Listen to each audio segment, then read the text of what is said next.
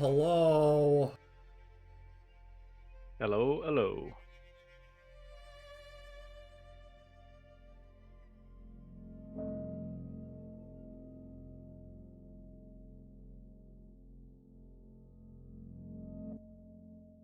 And we get to see Newt's amazing art. Yeah. Amazing.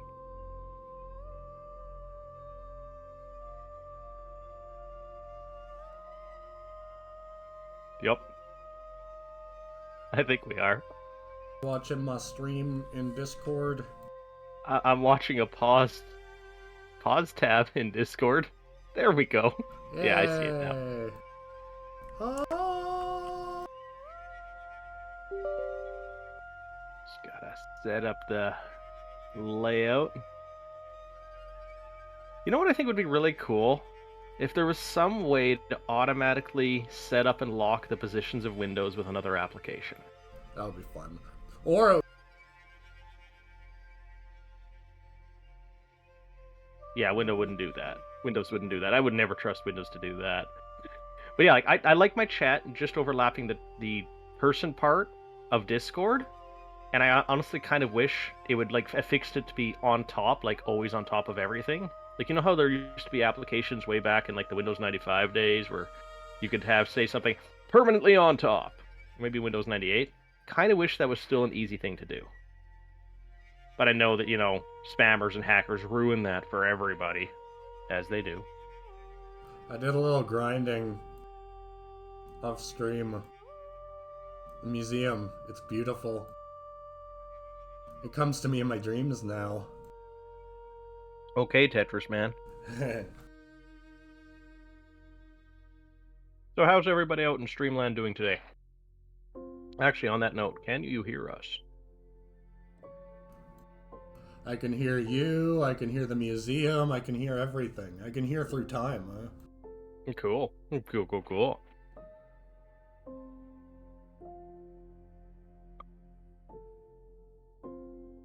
I'm having a bowl of spicy chili this morning. Do you guys like my tag selection?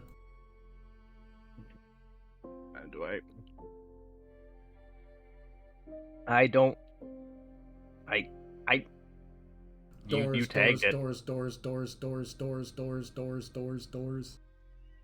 You tagged it.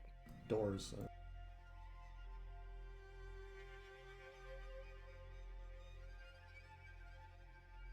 Good morning, Blackfire, Yoshi, and Grimace and Stuka. Welcome to the House of Many Doors with your hosts, Newt and Chris. I'm such a friggin' professional. We do but try. Nothing more than that, because past trying is like effort and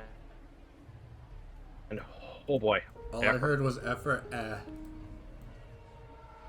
Well, I am munching on panini bread and chili, so that does make sense.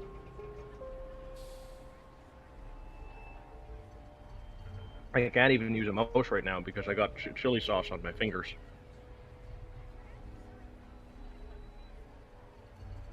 I did a little grinding with Reputation,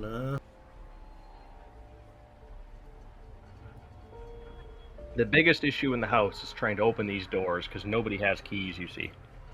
I have 34 keys, so that's not counting the 150 I put in the museum. Nobody has any keys. Keys are the rarest thing to find. Yep. Except for maybe gods. Oh, your cargo capacity isn't overwhelming. Yeah, I should have actually come on before to grab shit out of it for other quests. But I might do that while I wait for the House of Many Doors Discord crowd to come in. Oh yeah, I need to replace my guard captain real quick.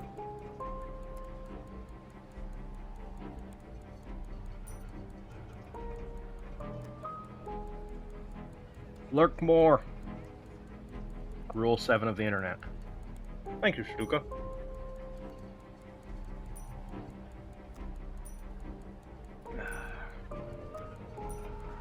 There you are.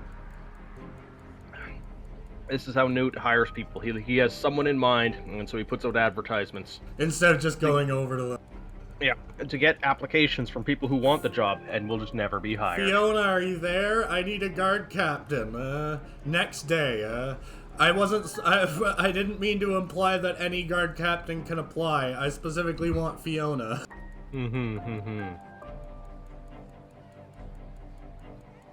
I had to change it quickly because I needed a different character for interface abuse. Okay. I needed to line it up so that if I clicked, it would do the right options, like in the same spot, like the same 3 options in a row. Were you using an auto clicker? Nope. I'll swear on my life I have not used an auto clicker, and every so often I think about how many clicks this is involved, and it just makes me so sad. So my next question is, why weren't you using an auto clicker? It felt like cheating. Oh yes, that's the lie. Hey, if you're actually putting in the effort at least. Fair. Alright, what kind of poem do you want? A mournful lament, a gothic horror, or a meditative elegy? It is bright and early this morning, and there's sun glaring in the inside of my glasses, so a meditative elegy. Alright. Oh. Sorry. You set your pen down, exhausted, unsure of how much time has passed. Your mournful lament is titled The Tale of Making of the Anchors.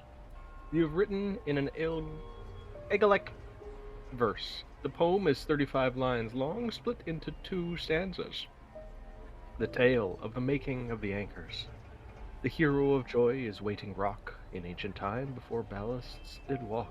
The shattered warrior is a castle low, and thus the veteran ended in lust and echo. Beautiful. Let's write some gothic horror. Oh look, 1,000 apprehensions. Yeah. Oh, insane exploration, oh sorrowful and unjust. This twisted chicken in a graveyard old. I am led to this work by loneliness and distrust, the lover of loneliness and mournful cold. Lachrymose wilderness, people. Lachrymose wilderness. Let's have Fiona over. An evening of food, wine, and carefree thoughts. You open the door to an ink-fingered, blood-stained figure, her long blade red with rust.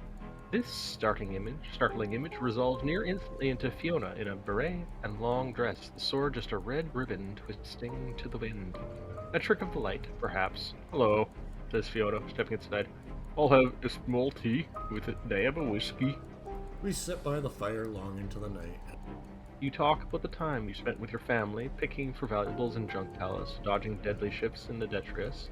Your father called them scavalanches. I like it. Fiona listens in sympathy.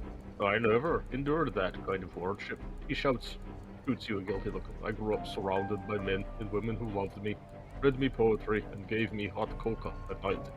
My problems seem so small in comparison to yours. Everyone has problems. Tell me yours. From a young age, she says, she was placed on a daily schedule of unremitting martial, lexical, and lyrical training. That's easily a different kind of hardship. Yeah, she sounds exhausted. I don't mind the hard physical stuff. I was good at it. But for the longest time, I could never get my hand around the poetry. I had this whole destined one thing going on at the time, so that was unfortunate. But okay, never mind.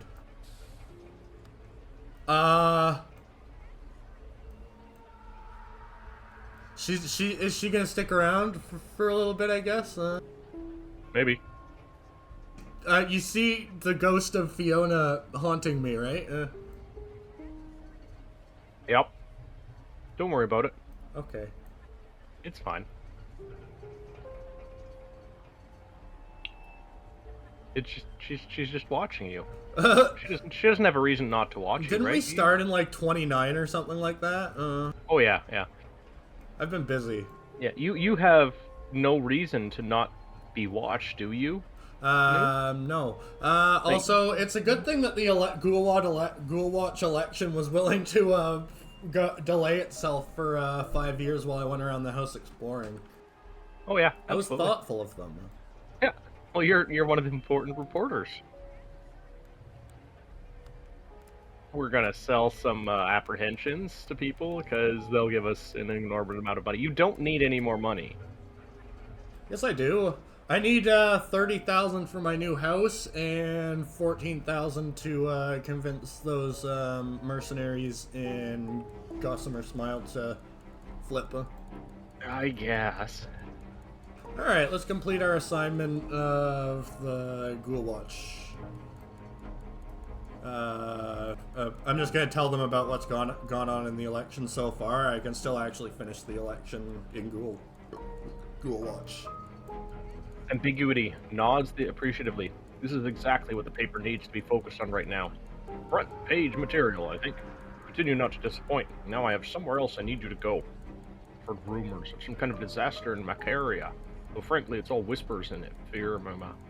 Just find out what's happening there and buy plenty of fuel. It's a long journey southeast. Well, that's fine. That's where I was going anyway.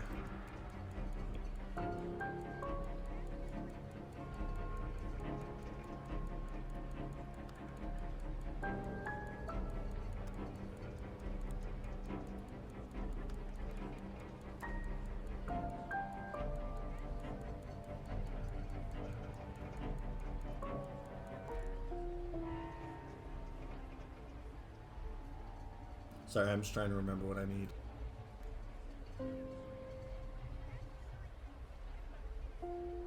I'm surprised nobody has gotten up into rob this yet. Yeah, no shit.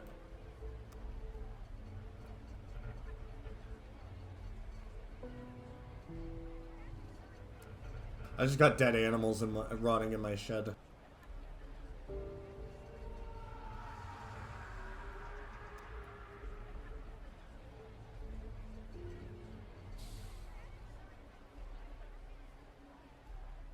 Ugh, that's a long way to scroll to get that. I'll deal with that later.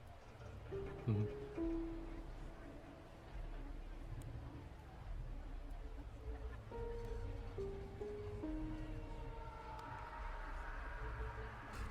Just a pile of undreamt treasure in my shed, no biggie.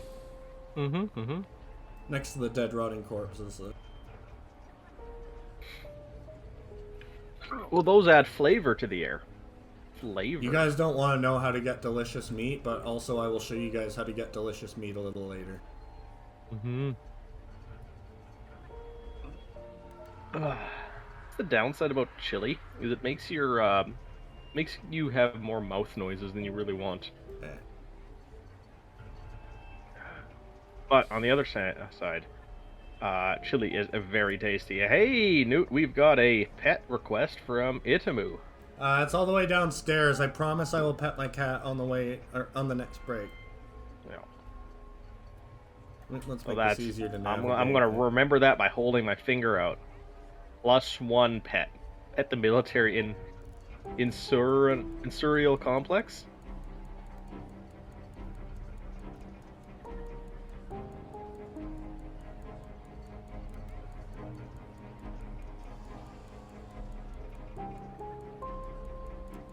Always gotta keep a pair of Industrial. ghost dice Okay, on in case you have to. Itamu, sorry.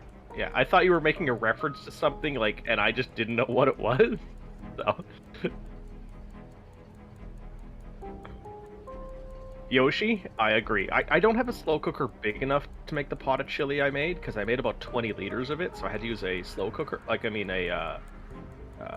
pot. But I did have it on low heat for about 12 hours. I did cook down the tomatoes and some of the vegetables in a slow cooker before I added them, though. Hello, Grimace. Enjoy the Danish. I mean, it does praise Zorg pretty hard, Itamu. I've been losing weight while I've been eating it, put it that way. It's that good.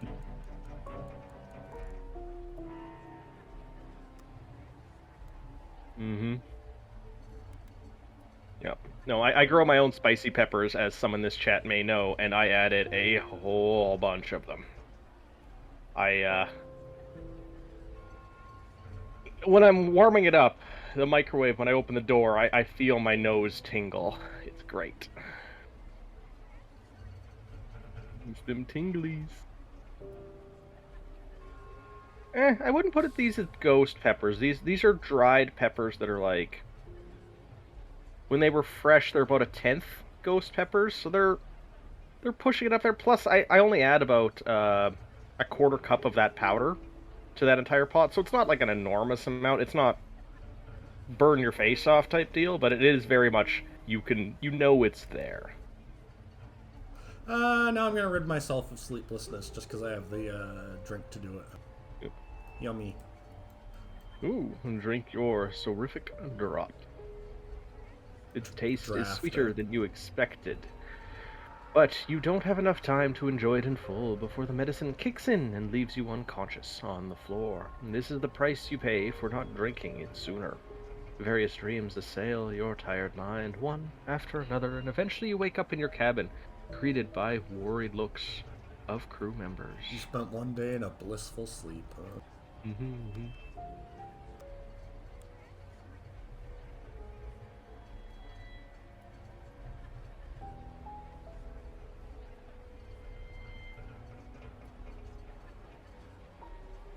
Alright, let's do a fun little loop.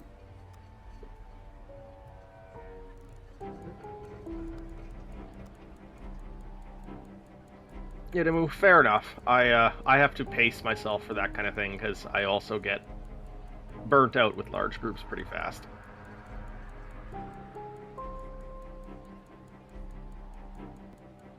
It's not so bad when I'm at work and I can fake it, but like when I'm real with people, that's when it tires me out. Deserters? I don't think so.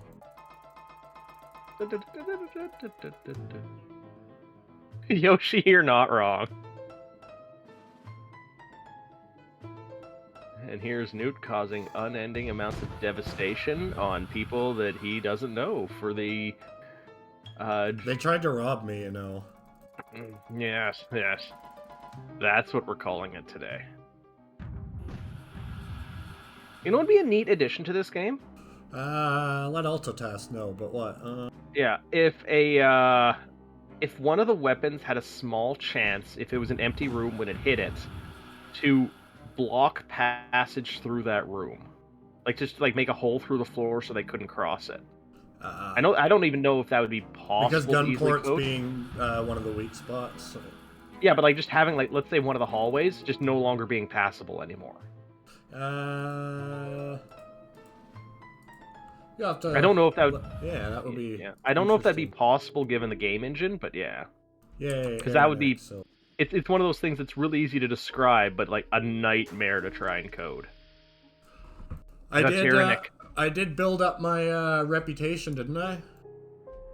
You did. One of a kind, tall as a mountain, the most intimidating weapon in the governor's arsenal, a dreadnought that itself inspires dread. Hundreds of crew scurry in its veins like ants. The Tyrannic was built after the Chimeric campaign, and it's no coincidence the cities have not needed to fight a war since. Attack! Don't do this! Why would you even try? A single missile streaks high into the air and plinks against the Tyrannic's hull, leaving the tiniest pockmark. It rumbles on unawares. Very much likely the crew manning the incoming station were not awake, because who would ever attack them? Your crew is begging you not to do this. Keep firing, they'll notice eventually. Why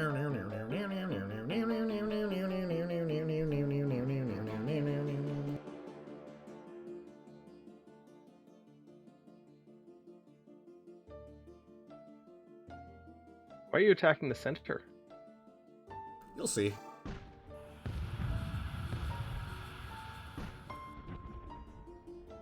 Ah, that's why. I spent a lot of time figuring out where the best spot is to hit the most people. I've killed That's 400 funny. gods, huh? Well, no, you killed I've killed engines running those gods. That's true. Governor's man. He's like, I'm gonna man the gun. That'll save me. I'm gonna go to the broken one though. Hey Fiona, you want a little sport? Where is she? Huh? Oh, where's Fiona? Didn't she show up? Oh well. Hezekiah Cad, you've been here a very long time. Why don't you do the? Are you going to board? Yeah, so so I realized that increasing grit doesn't increase cannon damage, but Altatoss informed me that it does increase melee damage. As you will see. Yeah, 580 damage. He just punched him and he just disappeared. The Tyrannic collapses inward after tier and tier of red-hot iron dropping and crushing into the tier below. As enormous losses of life go, it is more majestic than most. Floors, walls, and ceilings alike are blasted with cracks and craters. The air is so hot that your kinetipede sizzles. Most of all, everything is drowned in smoke and takes hours for it to all clear. An outstanding victory. The Tyrannic's massive wreck just begs to be plundered. I swear to God, if you change the amount of... Nope, we're good. Yeah, a cavernous ruin. You will never find everything. You pry open the blasted remains of what was once a vault hidden deep in the Tyrannic's bowels. There must be at least 2,000 guineas in here, and a solid gold statue of priceless. See you, Idamu. Priceless value. And there, your heart skips a beat. Could it be, with a reverent whisper, you call over to your crew and haul the key of the likes of which you have never seen before from the rubble? Whoa. There's more, of course, a crate of mysterious goods with the factory symbol stamped on the outside. The engine is an unfathomable thing, coiled behemoth of stone and circuitry that writhes as though in pain. Even with such a bounty, the most interesting of all is the horrendous cannon you tear from its exterior. It is the Tyrannic's largest and most prominent gun, the only one to survive the blast, and you have never seen its like. Don't you have 4 of them already? Nope. So, here's a thought. You know how, like, some people when they're married put cans behind their vehicle and just drive around? You could do that with keys. I could. Also, I had a better thought if Altos is here. You could have the reputation lost from destroying this thing be 100 times whatever your positive reputation is with the city. Too late. Because that would be hilarious. Because then even you'd be down knowing to, like, that this exists as a crime is the description for the canon. Nice. Because you could have negative 40,000 reputation with the city of Keys right now. Yeah, that would be pretty impressive. Huh? Yeah, you would be like, oh boy. They would make another one of these just to shoot you. I've been grinding a little bit. Yeah, I could tell. How are you gonna fail that challenge, by the way? Got my Guile's only 70, plus I can replace Banjo with my crappy starting character to lower the chances even more. Yeah. I'm gonna laugh if the ones you've ground up are not the ones you're gonna keep. Oh no, you don't grind it up with them. That's just your stats. Period. Oh, okay. Yeah. Let's train Fiona. Nope. Played, she launches herself into the lesson with blind enthusiasm. Putting a blindfold on is the best way to get better, she says. One of the biggest problems is not knowing where to end the line. She goes on and on, casting away both meter and brevity with gleeful enthusiasm. By the end of the class, her poems are much more focused. For the next few days, she's especially upbeat. I need more poetry, goddammit.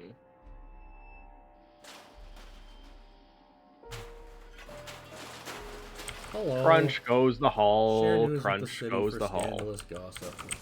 Did he fix this yet? No, he did not. Keep crunching the hall. It doesn't actually consume news from the city. Alas. Oh yeah. Pay the bandit tax. Yeah, how about no? Let's try our new cannon now. At the start of this gameplay, Newt was like, "No, I don't like doing combat. Combat's no fun." No, it's just a pain in the ass when you haven't glitched it like this. Holy shit! It did 60 hull damage. The other thing that I think would be a good change to this game would be to have it so the weapons don't go directly on target where you fire. I blew it up too much. Yeah, so that they would have a 5% variance. Just put that little bit of randomization in there. Yeah, I'm feeling charitable. It says there's no reward, but the reward is the tingles. Read. He sags in relief. Thank you, he says, and he won't stop saying it. He almost weeps. He tells you he wishes there was something he could give you, something the bandits hadn't stolen. But there isn't. Sometimes a good deed goes unrewarded. As he returns to his own Connecticut, you hear a ragged cheer from his crew. You wonder how many lives you've saved. You watch as they get tingles? you watch as they get swallowed just before they leave your sight into a cravenous maw that chews up the entire ship and spits it out. Show of hands, who got tingles? Takes a little more than that to give me tingles. Sorry. Oh, shut up. It does.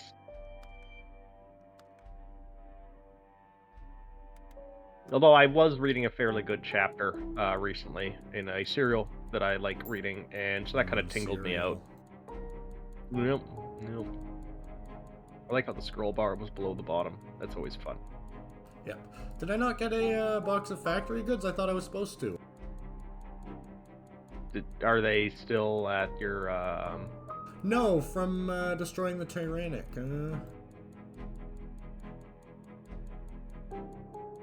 Didn't it say it had a box of a crate of factory goods? I don't remember. I think it did. Would it be a special item rather than a generic item? Yeah, but it would still be in my inventory. Check your special items. What, you mean that? No, like your the items that don't go in your inventory, like. Look, even my tiny rhino and crow and hummingbirds are in there. Scroll down a little slower. Alright. More. I've read these.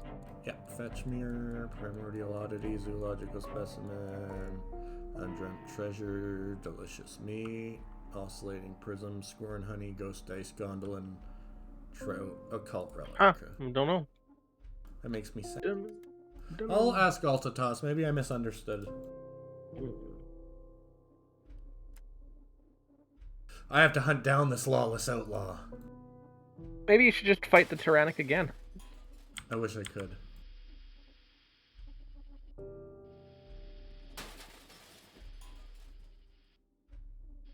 If only it glitched and reappeared, I'd have been so happy. Because then you have to grind another 400 rep with the City of Keys. Oh shit, I am so glad it did not respawn.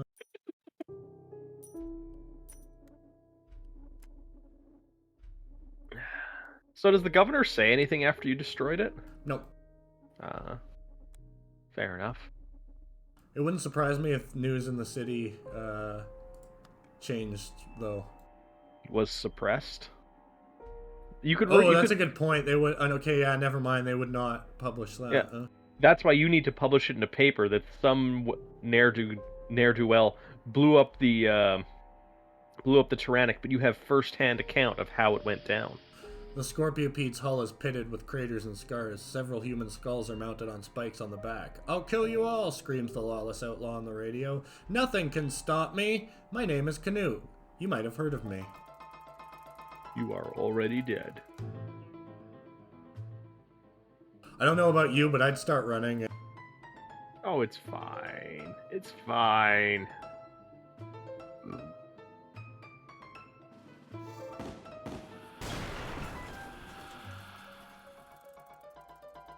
See, they still have the ability to even shoot you. Yeah, but they chose to run. Scorpiopede explodes. He was a monster, feared throughout the house. In death, he is shrunken. And you get an embalmed corpse and some Fargyle whiskey. What chance do you think you have, huh? Are these the same pirate? It's the exact same ship, but it isn't the special one that we just destroyed. So it respawned, but it was at least sensible enough to not respawn it as the very same bandit. These guys are a little braver than the other ones. So. They shot you.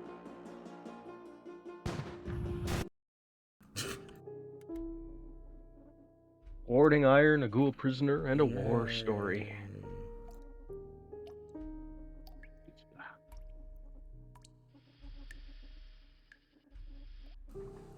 We should go to the Lord of Crows, huh? Pay tribute, huh? Tribute to the gods, the old and the new.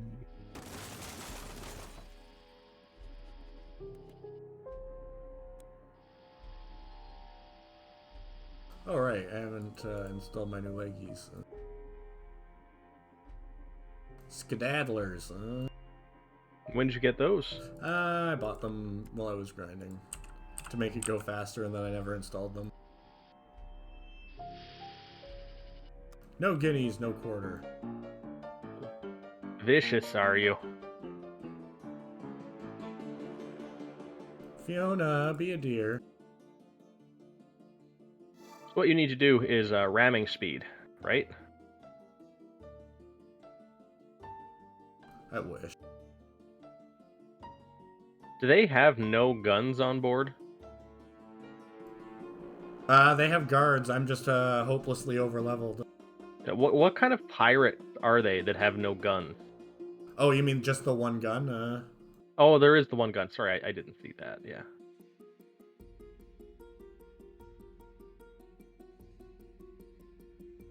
Yeah, let's go slaughter some nerds. That's heroic. And it explodes when the last missile hits it. That doesn't sound right. All my men are dead. Oh well. Went down with the ship. They're heroes. Mm-hmm.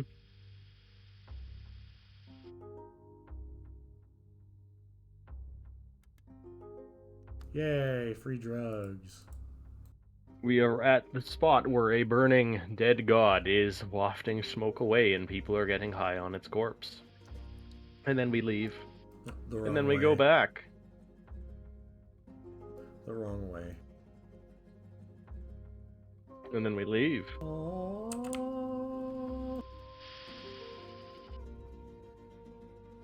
Can't do it. Oh. So you're fighting some poor merchants who are just down on their luck. It's a good thing you gave them fuel earlier, so they would be able to have goods now. Hey, yeah. Called priming the pump. Oh, miss.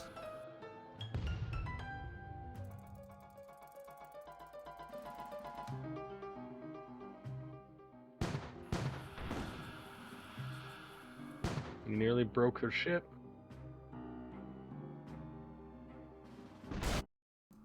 Just walk up and pop them execution style. You don't even need to fire any of the other guns, really. Fire that one twice. I mostly just use those. Oh, I can only fire it once per round, sadly.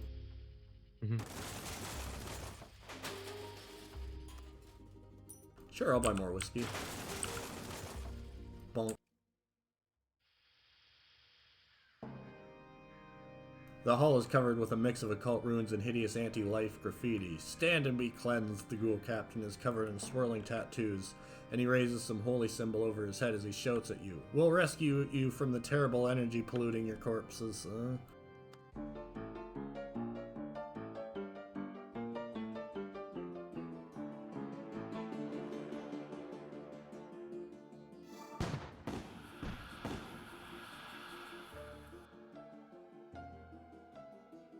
Hey, Alizard, I am jealous. There's nowhere nearby for me to get ice cream right now. We're doing pretty good here. Newt is doing terrible things to helpless merchants and poor pirates who should know better.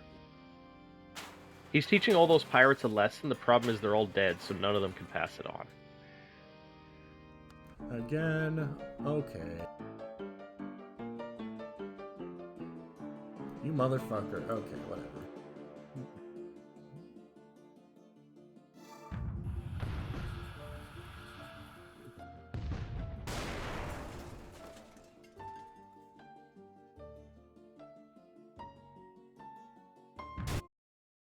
Bonk. Tree.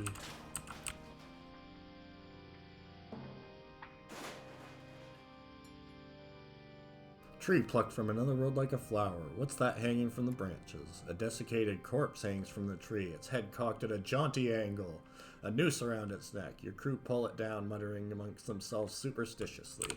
For some reason I can't take the guy and the tree. I can take one or the other. So we know about superstitions, but what about suprastitions? Shut up. And are there like hypo or hyperstitions too? I don't know.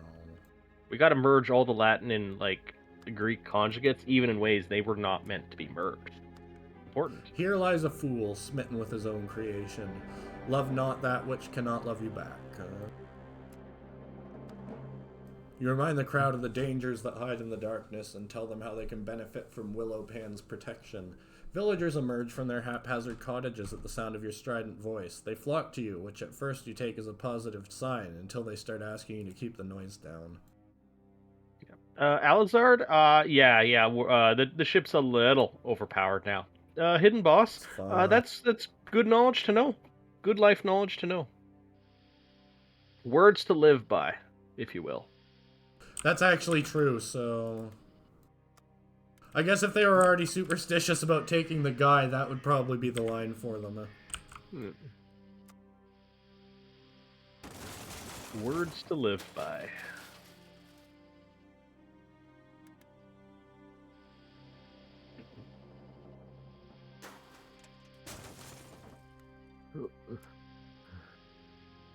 I'm just imagining like other people watching you try and get places, and anytime you try and go somewhere, you often just like miss it by like 15 feet and smash into a wall, like the worst park job ever.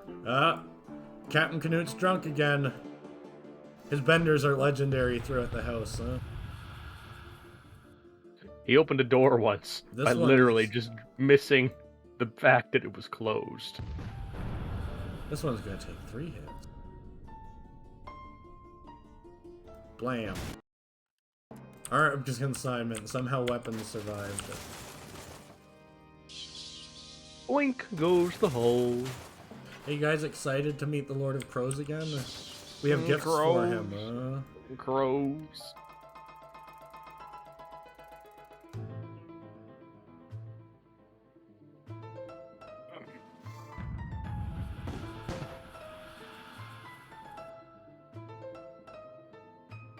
Come back. I want to hug you. Damn it. You might not destroy their hull this time. No. Oh, never mind. You destroyed their hull. Bonk. Hey, I found a guy,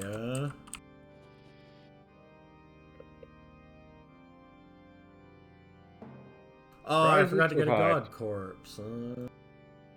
Shame. Well, let's offer a zoological specimen. An unison claw, the totem extends with a whirring tendril of crows.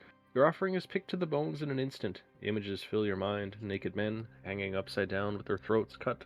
A rotting white bird, the size of a house. My nose begins to bleed. Oh well. Offer a dangerous beast, dead. Feathers ripple like a black ocean. Clump of crows detach from the fused totem and descend upon your offering, and then return to the central seething mass. That night, you dream of a poker game with shadowy figures. 3 of the common suits are replaced by skulls, clown faces, and clocks. Although the hearts remain, the game changes. You rolled a 6-sided die that comes up 7. A spider with 9 legs crawls across the ceiling. Bestial remnants. A few scrapes of skin, a chunk of fly-blown meat, a hoof. The crows aren't picky. They descend on it and devour it all. One of them detaches, flies to your shoulder, and whispers you a riddle in the voice of a young boy. It flies back to the totem. For the next few weeks, your mind will dwell on the riddle at inconvenient moments. Embalmed corpse. The stench of formaldehyde fills the air as the crows descend and rip it to pieces. They deliver to you an ear-shattering caw. They're still hungry, always, still hungry. Images embed themselves in your mind. The corpses of all your crew hanging upside down from a tree. Is this supposed to be a reward or a rebuke? You can taste rot at the back of your throat. Have another embalmed corpse. Ooh, delicious meat. The meat is raw and red and dripping. The crows direct all their unfathomable hunger upon it, and it is gone in an instant. A million beaks scream with ecstasy. Your eardrums are bleeding, but you hardly notice. You see a man who shatters like a mirror, and in your mind's eye, shards of him cut you to ribbons. Pain consumes you. I wake up back at the kinetipede, unharmed but shaken, and I give him more delicious meat. Alright, so I guess I need newfound species and god corpses, but I also gotta bring a lot of dangerous beasties.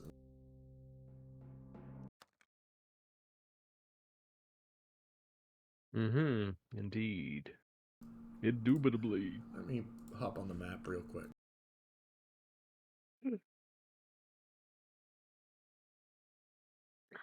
So I'm getting, now that Newt's away for just a moment, I'm getting into getting all my seedlings ready, which is fun, but also irritating. Because I'm gonna go visit you the have to choose. Cyrus Institute. Yeah, you have to choose which ones you're not going to let live, which is always a I know, I most painful hate thing for that me. feeling. I want to grow all of them. I want them all to be happy. Yeah, but I don't. Well, I want the food from all of them, but I don't have the room, so I have to choose the ones that grow the biggest at the start, and hopefully Here, that take 80 guineas to fuck off. will maximize my produce.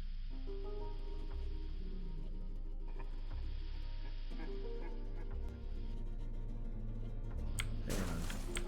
Crunch, crunch, God damn it! crunch. What's hull for, if not for crunch? Absolutely nothing. Is your average crunch for room 1 or more? 3. Like there, we had an average of 2.5, 3.5. I thought I saw a hole in the wall, which Alta Task would need to know about because those can get you lost. Oh. I wish there was a way to turn them into the features, but they're glitches. Really? I'll say you're shifty looking, you're just hanging out there. Ooh, I need Dream Salve. And what in God's name is a penguin? For a second there, I thought you said a pain woman, and I'm just like, oh, What is a you meant, pain woman? you meant a penguin. Sure. Well, I'll let you know this, Newt. They wear some sort of fancy suit, and they are authoritarian. A boarding school Powerful, plucked if from you its will. own world and dropped unceremoniously into the house. The students here are strangely gifted X-Men. A proud new heartlight shines like a beacon atop the institute, thumping and blazing away. The once ascendant darkness now clings to the corners, shriveled and beaten. Jonas points out all the constellations from his old world, explaining some of the legends and myths that surround them. A plow, a centaur, a hunter with a bright starred belt. Can't those constellations only exist in one solar system in the entire universe? I mean, yeah, but so? So we know exactly where these guys came from then, don't we? Because the constellations would all be wrong if they were from another planet, right? So here's the other issue, working backwards to figure out what the constellations look like from a specific point is basically impossible because you don't know which star is part of which constellation, and so you have to evaluate every single positional point in the universe. But it's fair to assume that they're from one particular planet that has all of those. No, that is true, yes, but you can't Prove it with certainty. No, like you can't figure out where that is. Like it's not a map. It's No, we can figure it out because we have all of those constellations. Yeah, true. Like we have the knowledge to know, but like someone who doesn't have the knowledge to know cannot figure it out. Yeah. Also, they don't have the rest of the sky to compare it with to begin with. It's all ceiling except for here. Yeah. Alizard with daft ideas said, "Legendary creatures of yore. They once resided in the coldest of places, masters of land and sea."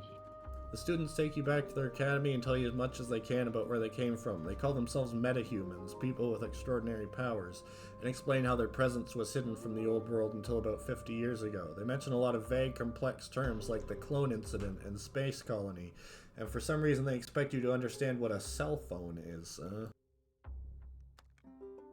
In the Discord, I can go on for hours about fun stuff to do with the Cyrus Institute.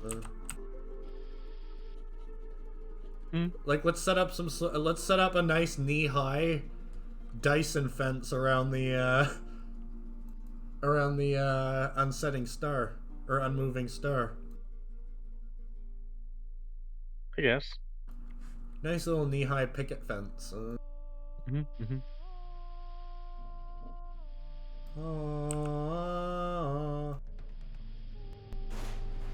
Bonk.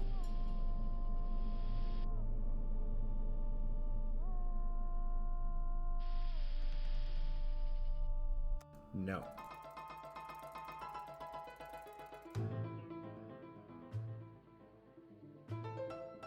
You're just gonna boop their kinetipede on the snout. Just a little bit, it'll be fine. Yeah.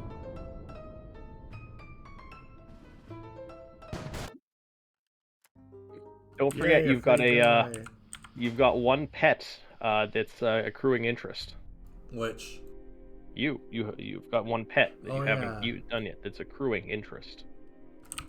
I don't know if you know this, but the bottled darkness in the house is free. Thanks for punctuating my joke, Piano. My home brewing stuff is arriving today. Oh, neat. We're gonna try and do the gummy bear alcohol that I suggested. No. It's probably for the best. The Titans, thank you for entering Oddwinter. We are flattered by your interest. Unfortunately, Oddwinter is currently closed to denizens of the house for the foreseeable future, and for the convenience of our otherworldly clients, we will need to murder you horribly. Have a nice, but truncated day, Yep. Cool? No, it could even be cold. Oh, god damn. I need to talk to Altatos about these missing gunners. This is a bit much. I'm more entertained by how they're supposed to get between the rooms when there's just no ship there. They're Titans. I'm surprised they can even fit in there. Ow! Oh dear.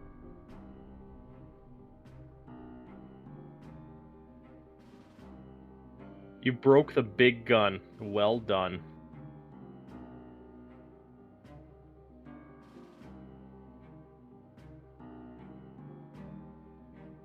Bye. Why didn't you try and board them?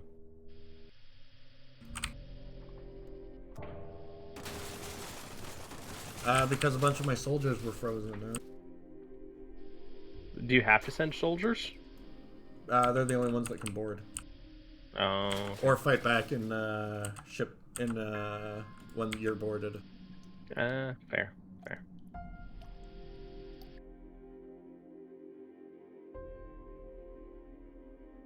Help Otto track down a penguin? The latest expedition to assess the house's resources has come back with a very positive news regarding the quantity of human flesh available. Executives have voted to increase their own salary by 12%.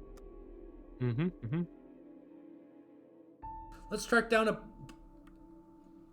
penguin? I don't know. He seems to know what it is, so. Yeah. The intrusion juts ostentatiously through the wall ahead. Snow floods through the cracks and the emptiness. But you're not here to visit the intrusion. Otto has set up a small tent in the frost fields and he's hunting penguins.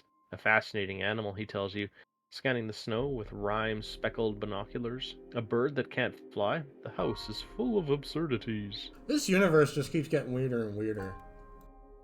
You spot a small black shape against the whiteness. Otto shouts with delight when you return holding a squirming black-beaked bird. It looks like a small man wearing a rather fine suit. What the fuck is this thing? Says Otto gravelly.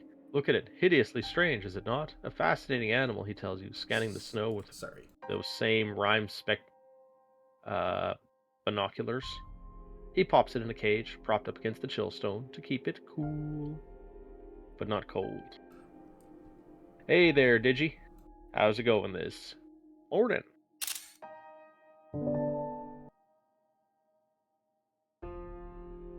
He pops it in a cage, propped up against Chillstone to keep it cool. Funny birdie. Funny board. Funny board. We're gonna watch some, let's go visit the old lady and then watch some TV. Yeah. Bonk.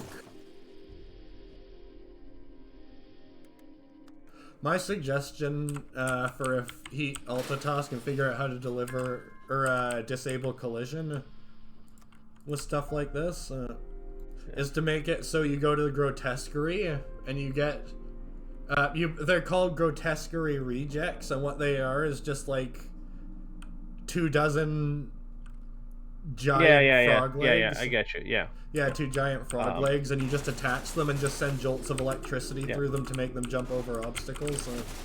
I'm sorry to hear that, Digi. I'm passing the biggest hugs to you. Oh, Digi, I'm so sorry. Yeah.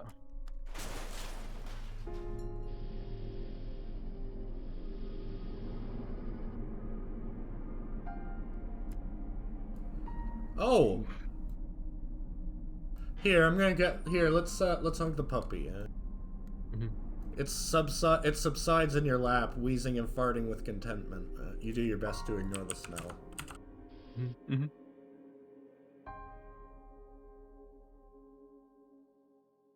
Speak to Nanny Bones. Pray she does not wake up, or look up from her knitting.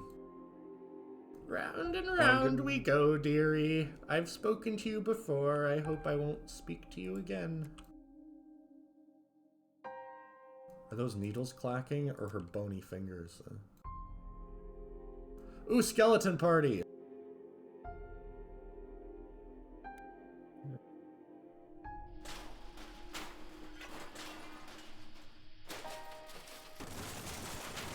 We gotta watch Newt scrape up the side of the Canopide more.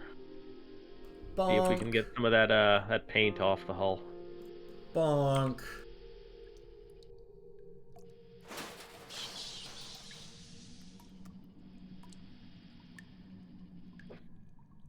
I'm surprised you haven't explored more of the map. I've been more south, getting god corpses, remember? What did I... Oh, right, because I went to Old Lady Bones. I'm dumb.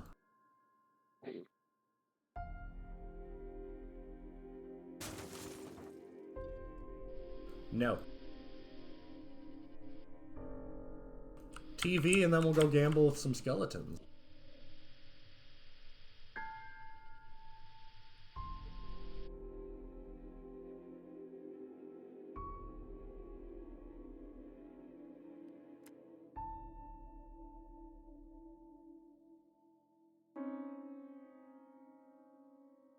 So I just want you guys to know that Altatoss accidentally moved the unmoving star. I went there and it was gone, and he was like, well, with your cheat engine stuff, you can't be... And then he very quietly posted a update in the Discord immediately after. So it may not have been me. But okay, so... Cyrus Institute, So we got infinite energy, theoretically, at the unmoving star, right? Maybe it doesn't give off heat energy. Maybe it just gives off repulsion of non-hatred energy. It gives off light, though. You can tell because Bradley looked at it and he was... looked in its general direction and was blinded by it. Maybe it's just psychosomatic light. Have you considered that? Oh my god, you're just being contrarian, aren't you? Hey, psychosomatic light could give you psychosomatic sunburns. I guess what I'm saying is we need to make sure that the infinite power cable reaches signal station null so we can get friends. Fair.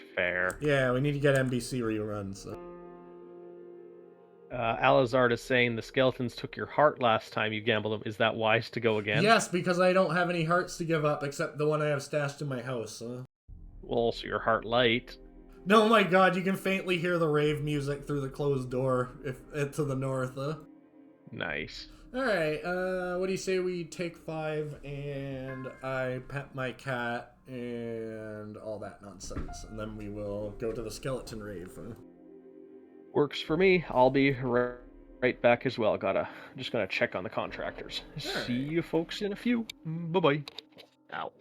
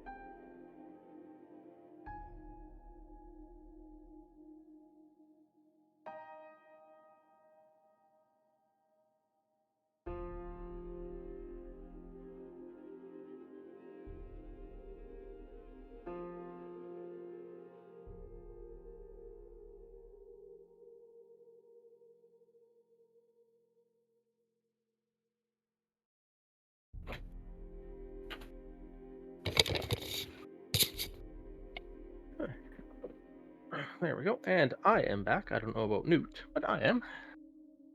Huh.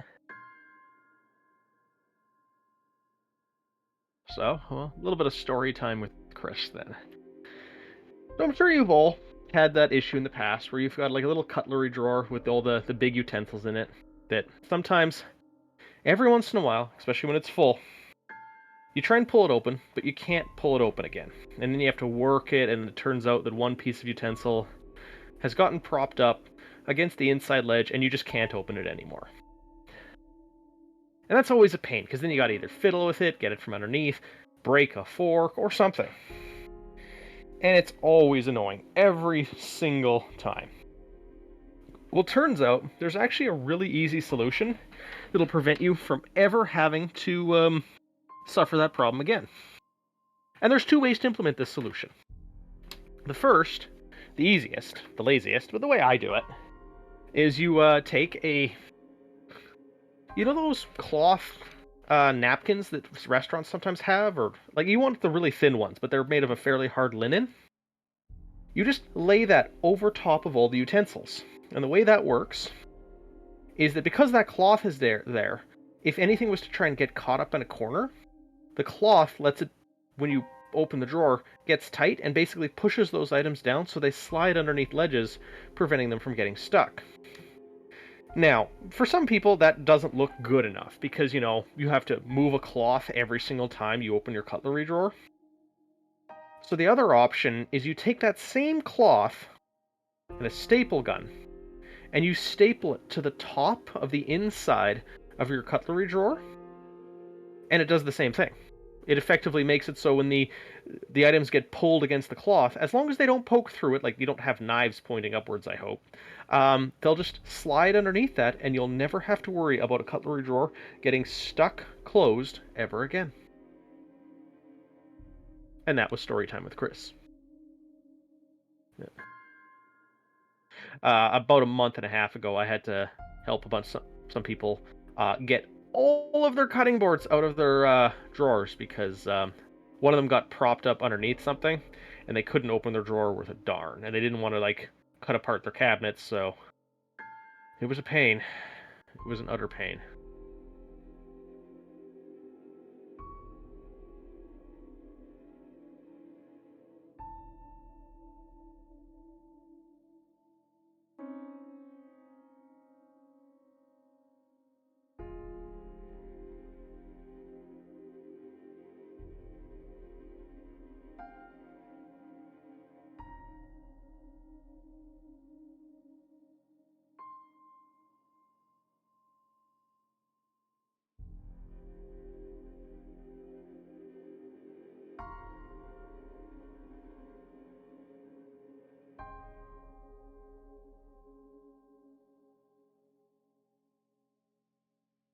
Newt is still amiss.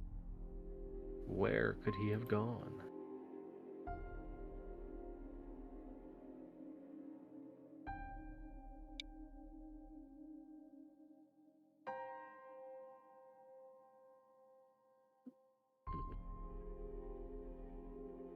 I think Newt's taking an extra long time to really give the pet to his pet cat.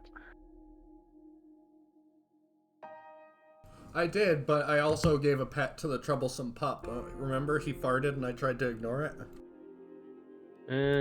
Yes, I vaguely remember that. Who wants to watch some TV? Chris. As you settle down before the great wall of screens, Agent Paisley hands you a mug of steaming coca. Do you detect a hint of coconut? You fiddle with the dial, skipping between frequencies. Most are just the familiar image of a blizzard, accompanied by a snake-like hiss. But you eventually discern upon a stunnable image. The show depicts a group of friends working together to build a windmill in a meadow. They have their differences and occasionally arguments, but the exercise ultimately brings them closer together. The windmill will stand for centuries as a monument to their friendship. Did we get a kids show? Green Acres is the place for me. Is that an actual episode of the show? I'm almost certain. It won't last for centuries, though. I vaguely wonder if singing the Green Acres theme song would get us kicked off Twitch. I'm not going to risk it, but I vaguely wonder.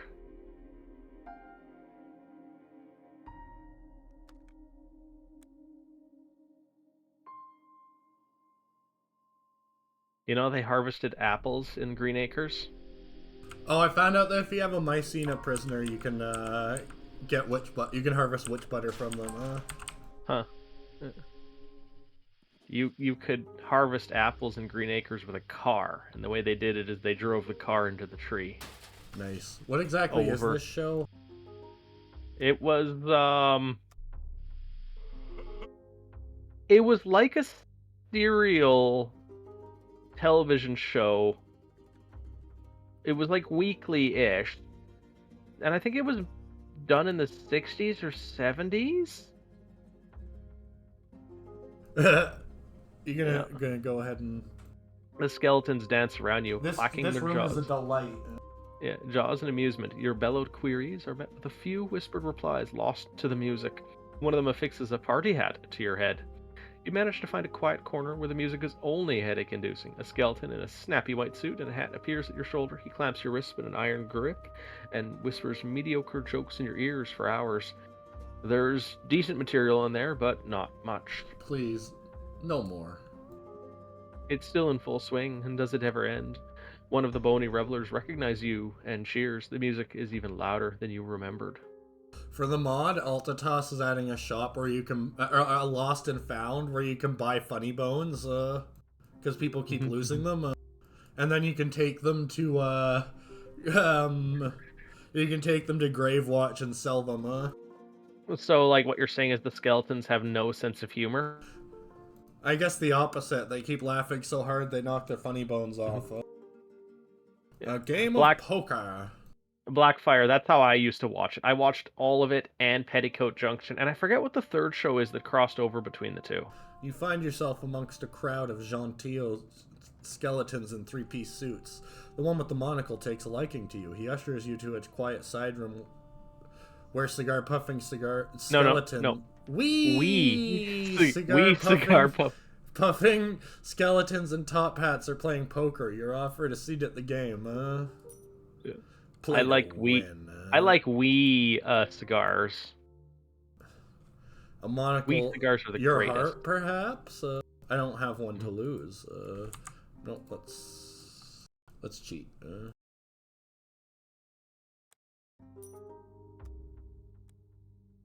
No.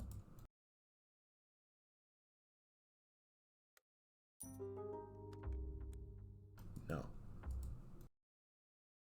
That's the stat I can't level up because I need to fail a check later in the game. Oh.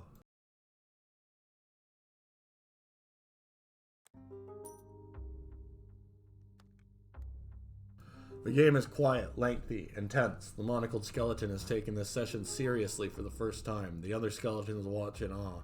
He plays better than anyone you've ever seen, but you play better still. Finally, you press down your cards in triumph, and the skeleton presses his monocle into your hand with a sigh. We must play again sometime, perhaps in another life. He collapses into a pile of disconnected bones. The other skeletons moan in horror and flee back to the comfort of their party. All parties must end eventually. The music's even louder than you remember.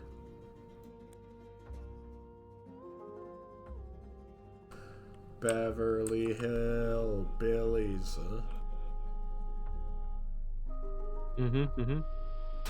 That's where I want to be. Except less exciting than that. I honestly didn't enjoy the Hillbillies ones near as much. Oh, I'm gonna have Altatoss do some save editing for me because we picked the wrong choice with the demon. I don't know if I said that yet. You mentioned it, yeah. I need an achievement, so we need to kill the dude. Just alter the achievement requisitions. No. Requirements. Worship the Dread Machine. I should read that. We haven't read that before. No. Oh well, next time it pops up.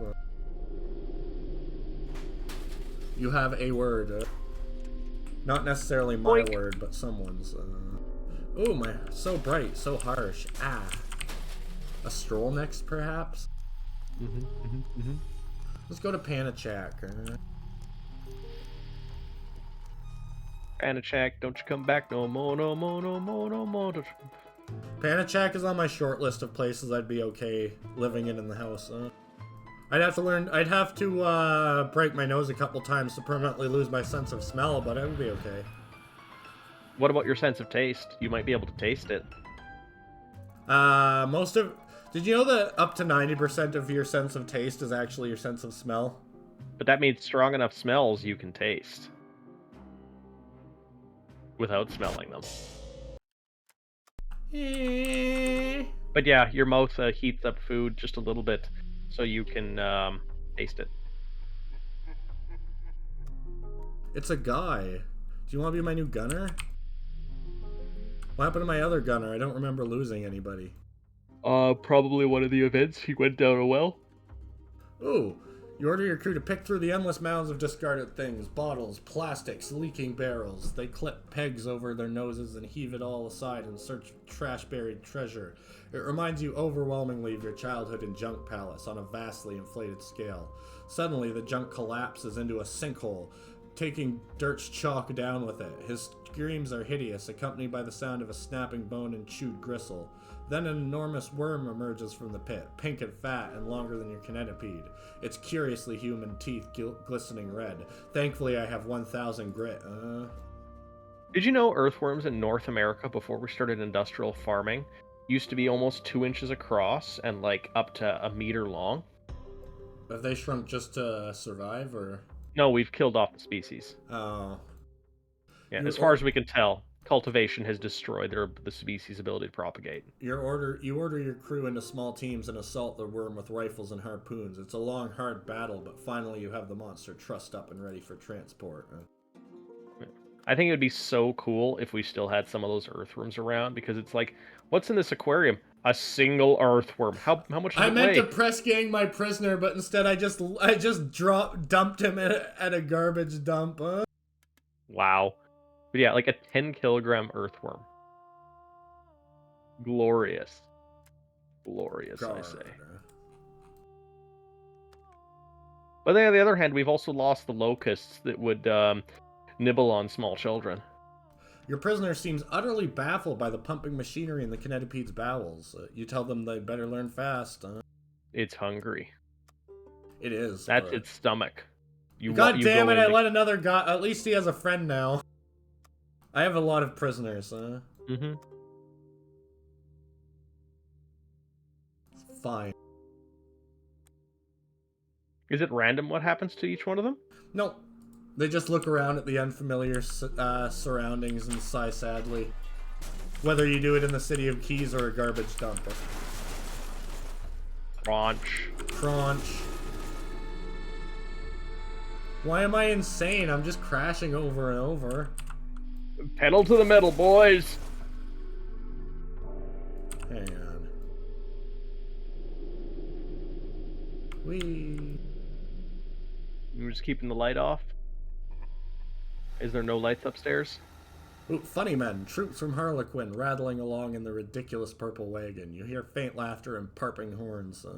You've heard rumors of what was done to them and the grotesquerie to make them into these giggling fools. A cocktail of ravaging drugs, a pin stuck through the brain. Tell me a joke, The soldier tells you a horrifying joke about a man having spiders sewn into his face. It rambles on without a punchline until the soldier is laughing so hard he can't continue, You know what the joke is? He had spiders on his face. That was the joke the whole time.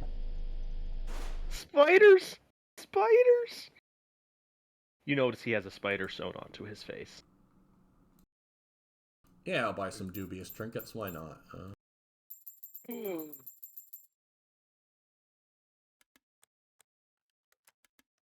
I was thinking something was wrong. I figured out what it was. What's The that? stream's happening, and I'm not using the barbell.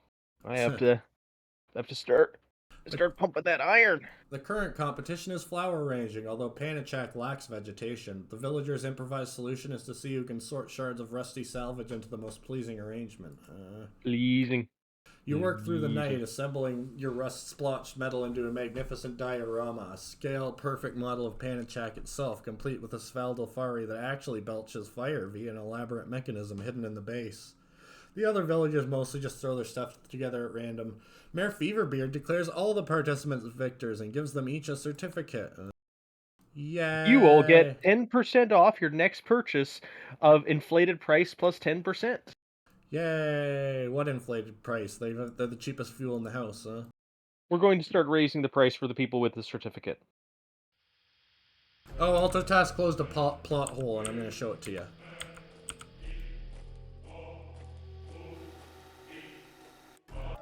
After I fuck up some foos. They call me the foo fucker. Are you a Foo Fighter? Ow.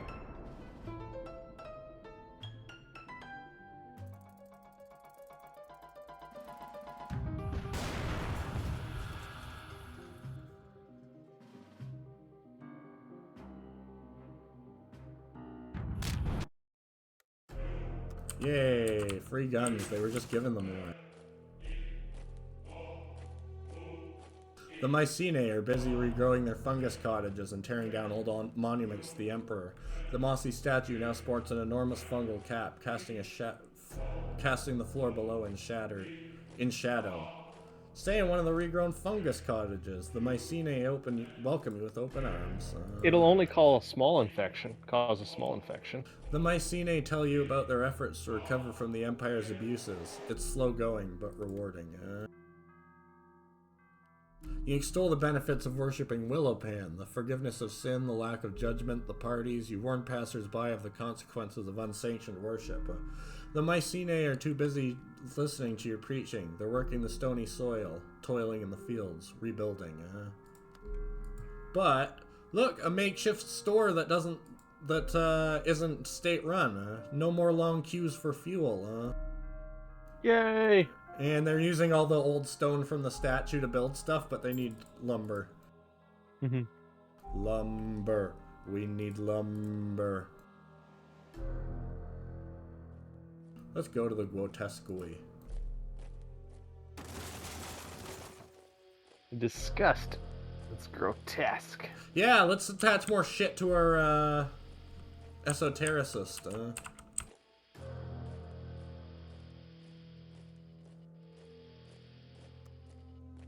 Your runes tell a story of loss and grief, a world betrayed, devoured, an ancient happiness that has been entirely forgotten and will never return.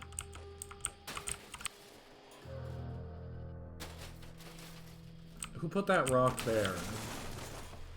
The Rockists. Quivering lumps of eyes and flesh and mismatched limbs, perhaps once human, perhaps once beast, now they're cast off from the grotesquerie, hideous and angry and ashamed. Convince them to leave you alone. You chat to the discarded on the radio, sympathizing with their pain and rage. They want to be happy. They want to be whole. Most of all, they want to kill the humorists, the grinning idiots that built them wrong. At one point, the voice on the radio dissolves into sobbing, and you comfort them as best you can. Finally satisfied that you're no Harlequin agent, they retreat into the darkness. Into the darkness. Poor people. The deep darkness. I hope I can fuck up, Well, I already did stick a thorn in her side by taking the Mycenae Free State from her. Mm-hmm. And then her ally, the City of Keys, no longer can project its might because you took out their biggest ship in their fleet. Oh, they're not allies. They're just not at war.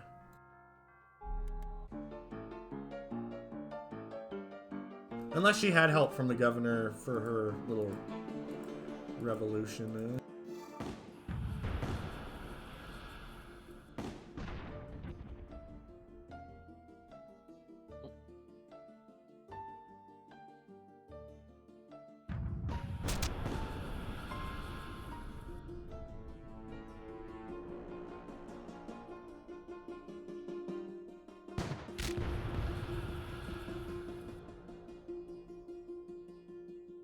Bang.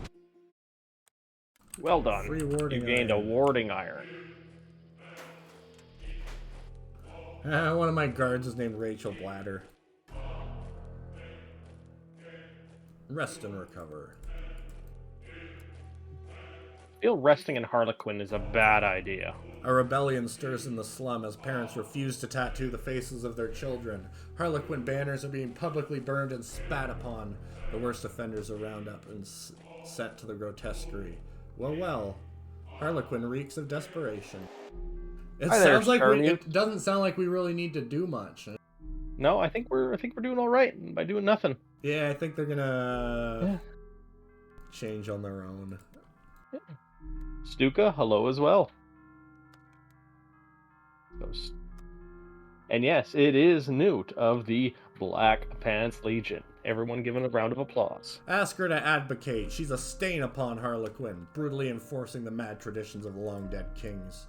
As payment for your insolence, the grinning guards haul you aside and set you about with slapsticks. You were now bruised. Yes, but I've got radical sympathies.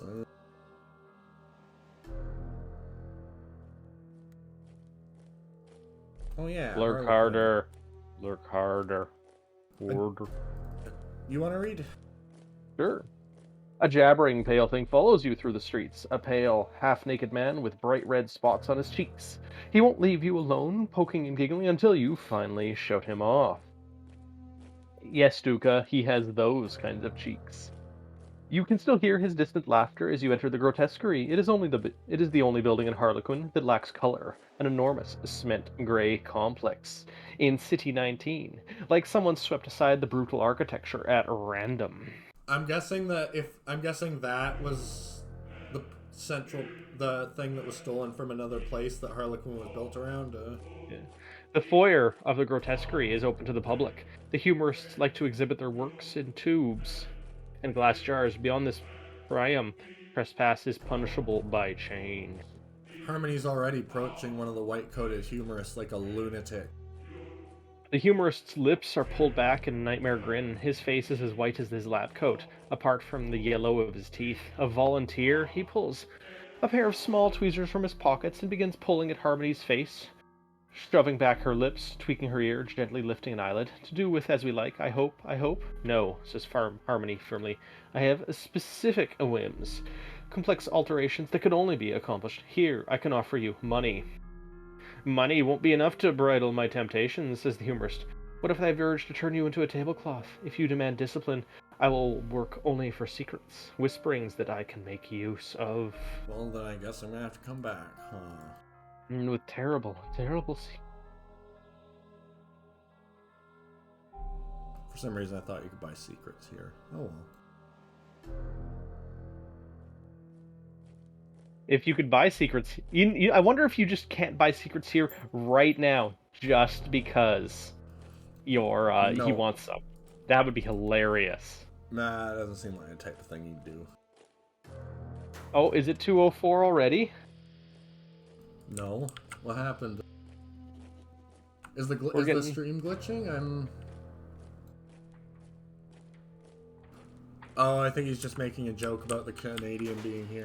You scared us, but also if there is actually a glitch, let us know.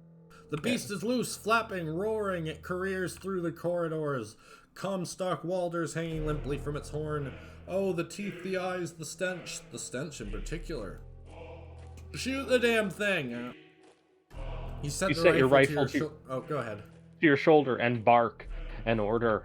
Barrels crack, muzzles flash all around you, and the hot gun smoke clings to your nostril. Hopefully, it will provide you some obfuscation from the enemy. Your first fusillade just angers the thing, and the second it drops, it dead. It leaves a truly magnificent corpse. I will bring it to my lord. I want to see one of these trucks, instead of having a star on the top, have a medical cross on it, because I think that would be funny. That would be funny. Just one of them is like trying to help people, but everyone thinks they're pirates anyways. Literally just offering replacements for amputees' limbs. Yeah. Hello. Goodbye. I found money, you see.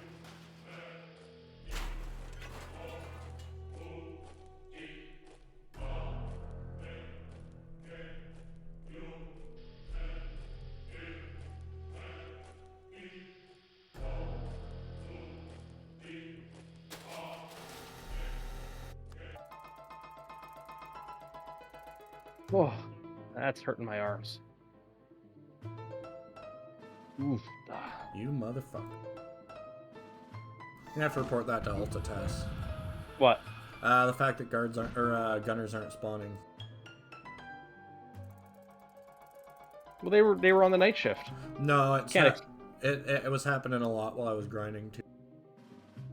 Well, like I could definitely see it being like a probability thing because they're not awake all the time. No, certain things like that are just pointlessly beyond the scope of the game.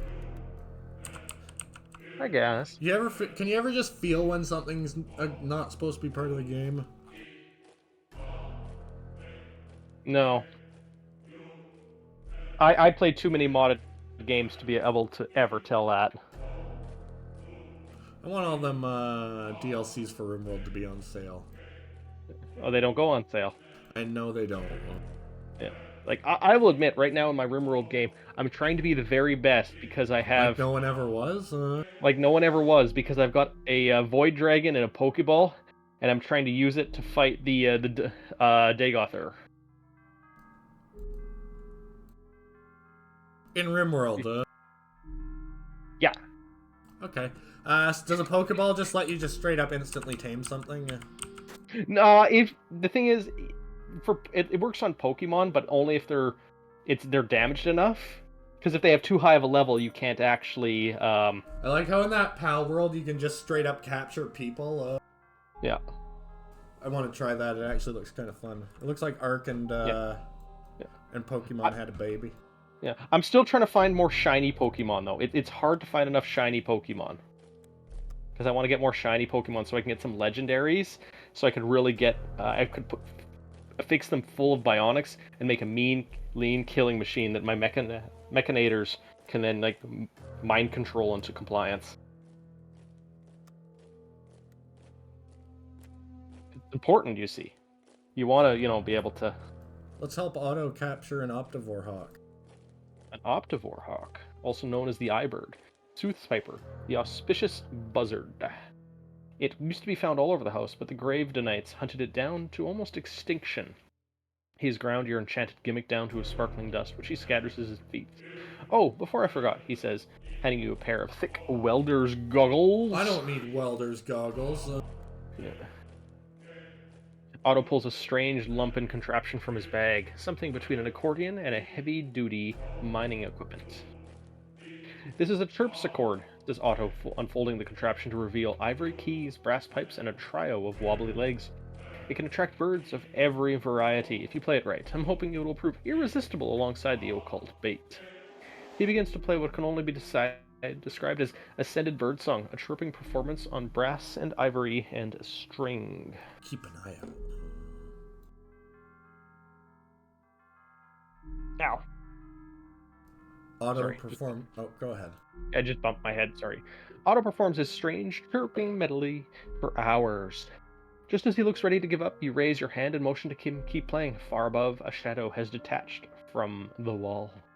The Optivore hawk swoons down, its beak is a scythe, its wingspan fearsome, but strangest are its eyes, or lack thereof, twin ragged sockets, dead, dark, and empty. The black bird perches craggily on the chirpsichord. Sneak up on it. No. You whip a leather sack over its eyes. No. Was this when you had to fail? It's when I want to fail. There we go.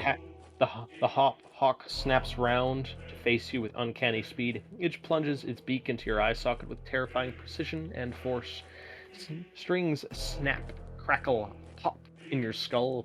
It rears back to its head. Your eyeball is torn away, and the worst of agonies.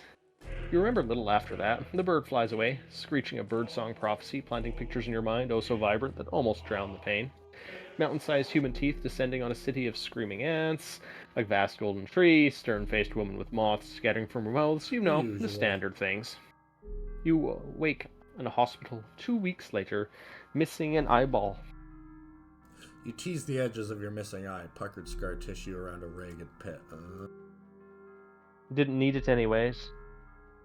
Nope. That's why you were born with 2! Hell yeah, brother. Have a gooder, Stuka. Hit the gym hard, but not too hard. We don't need any more holes in the walls.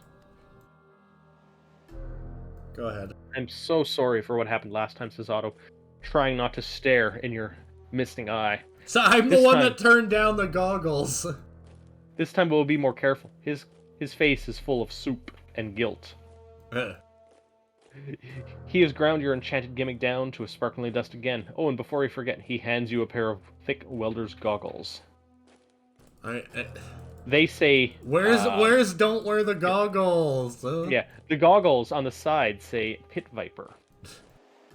I like how they don't even let you try for going completely eyeless, because that would just basically be the end of the game. You fasten the goggles tightly over your face. He pulls a strange lump in traction from your bag. Sneak up on it. I want to see what happens if I fail that again, huh? I'm assuming it just gets away.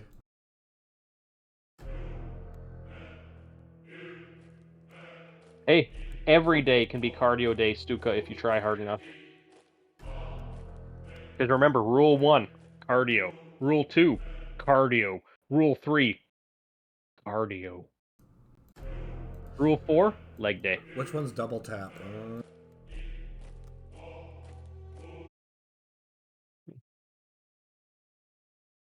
Hey, if you do rules 1, 3, and 4 hard enough, you don't need to worry about being double tapped because you just, you're strong. You just take it. You just gotta build that toughness score up. Cardio. Cardio. I'm gonna give it a couple more tries and then just catch it, because I think it's probably pretty boring failing, considering I can't lose another eye. You might not be able to fail, too. No, it's a roll. Oh, you failed it. That was the wrong roll. Oh. This is kind of like Sunless Sea. I would say it's a little more... The hawk snaps around to face you with an uncanny speed. It jabs its beak at your eye socket with such terrifying precision and force that the thick welder's goggles crack. Alright. So yeah, that was boring and not worth it. Yeah. Starmead, I would say it's sort of like Sunless Sea, but it's a bit more cleanly put together. Yeah. Think more SCP, but very much like Sunless Sea. From my understanding, some of the developers worked on both games. Alright, go ahead and read. Yeah. You whip a leather sack over its head before it can so much as screech. Otto immediately stops playing and helps you wrestle the squawking, flapping monsteropede into the kinetopede. There we go, says Otto, shoving the Optivore hawk into its iron cage. Again, I'm sorry about last time. It's Yeah. fine. Yeah. It's not super into the bug stuff, I would say. It's more just There's a kingdom of bugs, but those are elsewhere. yeah, like it's the unearth. It's the it's a lot of just unsettling. It embraces unsettling as a core Yeah, concept. not necessarily scary. Yeah. Although it is scary at points. Eh. It's hard for games Text that to you be can pause scary. like this to be really scary, but yeah. I still feel bad about how mean I was to Alan Wake 2. Eh. They should make it so if you spend enough time, you get the yellow paint of shame on the ground that leads you where you need to go. He wrote a path in his novel. I see the path forward. It's like a golden brickish road made. I only have 2 people on my friends list that have this game, weirdly enough, huh? Mhm. Tex and Truegath. Tex did a video, but it was lost in the great hack of however long ago. Yeah. I'm still they're still uncovering videos and restoring them slowly. But like I'm still waiting for the LA Noir videos with Tex to come back cuz I miss them so much. I can't give you a secret. I need secrets. You give me secrets.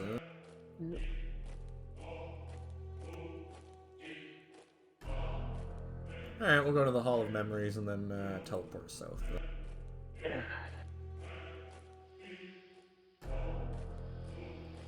Nah, we're wasting too much time on combat. Let's go.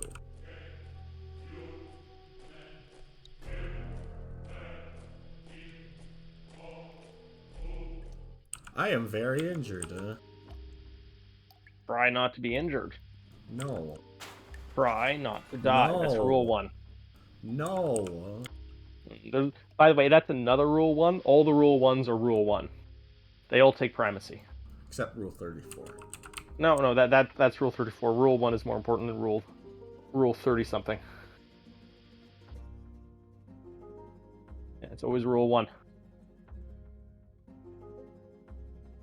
A room of memories. We've been here before. Yep, examine the pictures on the walls. Yeah. The faces on this wall are still mostly just children, young boys and girls with glum faces. Standing beside them are just a few of the portraits. Is a looming skeletal figure. You can bear no more of this. Let's rest a while. Rule 63, again, rule 1, primary rule. Remember, rule 1, don't talk about rule 1. You sit in the old, comfortable armchair. The crew trickle out from the canopy to sit and bathe in the cold azure light of the fire. The armchair fits them all. Banjo grins and launches into a story with obvious We could also enthusiasm. set up a crappy solar panel here too, I'm just saying. It's anecdote from when he was a street urchin in the City of Knives and when he outwitted the Golem Guard time and time again. Solar panels do require a hell of a lot of base infrastructure. All eyes shift to Fiona. Smiling, she relays some of her favorite recollections of Fargyle Keep. Curled up, reading poetry in front of a roaring fire, or training so hard with her fencing mistress that by the end of the day she couldn't walk and had to crawl to bed. Firelight reflects in Cromlech's slotted eyes. He tells the story of the first play he saw in the City of Masks, and how he was thrown out when he made other members of the audience feel uncomfortable. Despite missing that play's conclusion, theater became one of his greatest pleasures. That's sad. That's just The straight stories up are finished, sad. and silence settles across you all. But we all feel better, like we've lost weight off our chest. Something to that effect. All right, I need a large man. A large ham? I need a large man. You need a large ham? A man. An unusually large ham? Here, but take some treasure. Here, take some oh, that's a lot of relic. Free relic. Relic for sale. Take it before it's gone. Bisus boasts the latest strides in Empire occultism. Engines driven not by steam, but by lust. Can you imagine having to work there? No, I clockwork would not. hummingbirds that fly with a dozen people in their bellies. Pot-bellied swine that have human-like intelligence and taste unbearably good. What you're saying is they're short pork? I don't know how one could rest and recover in a place like this, but... You do. I do. Hang on, just rearranging windows. Yeah, no worries. As one I'm does. just working my legs with my free weights. Because toes are like fingers. You can hold things with them.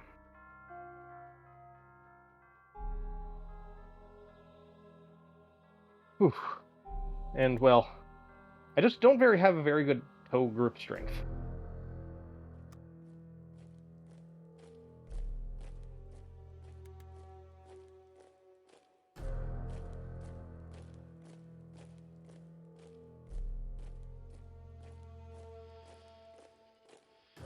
Hello.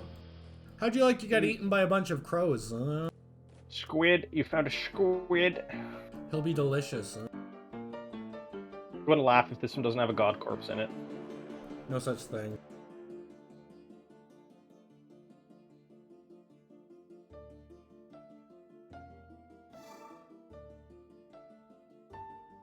Hello. You who are about to die, we salute you. We do. We really do.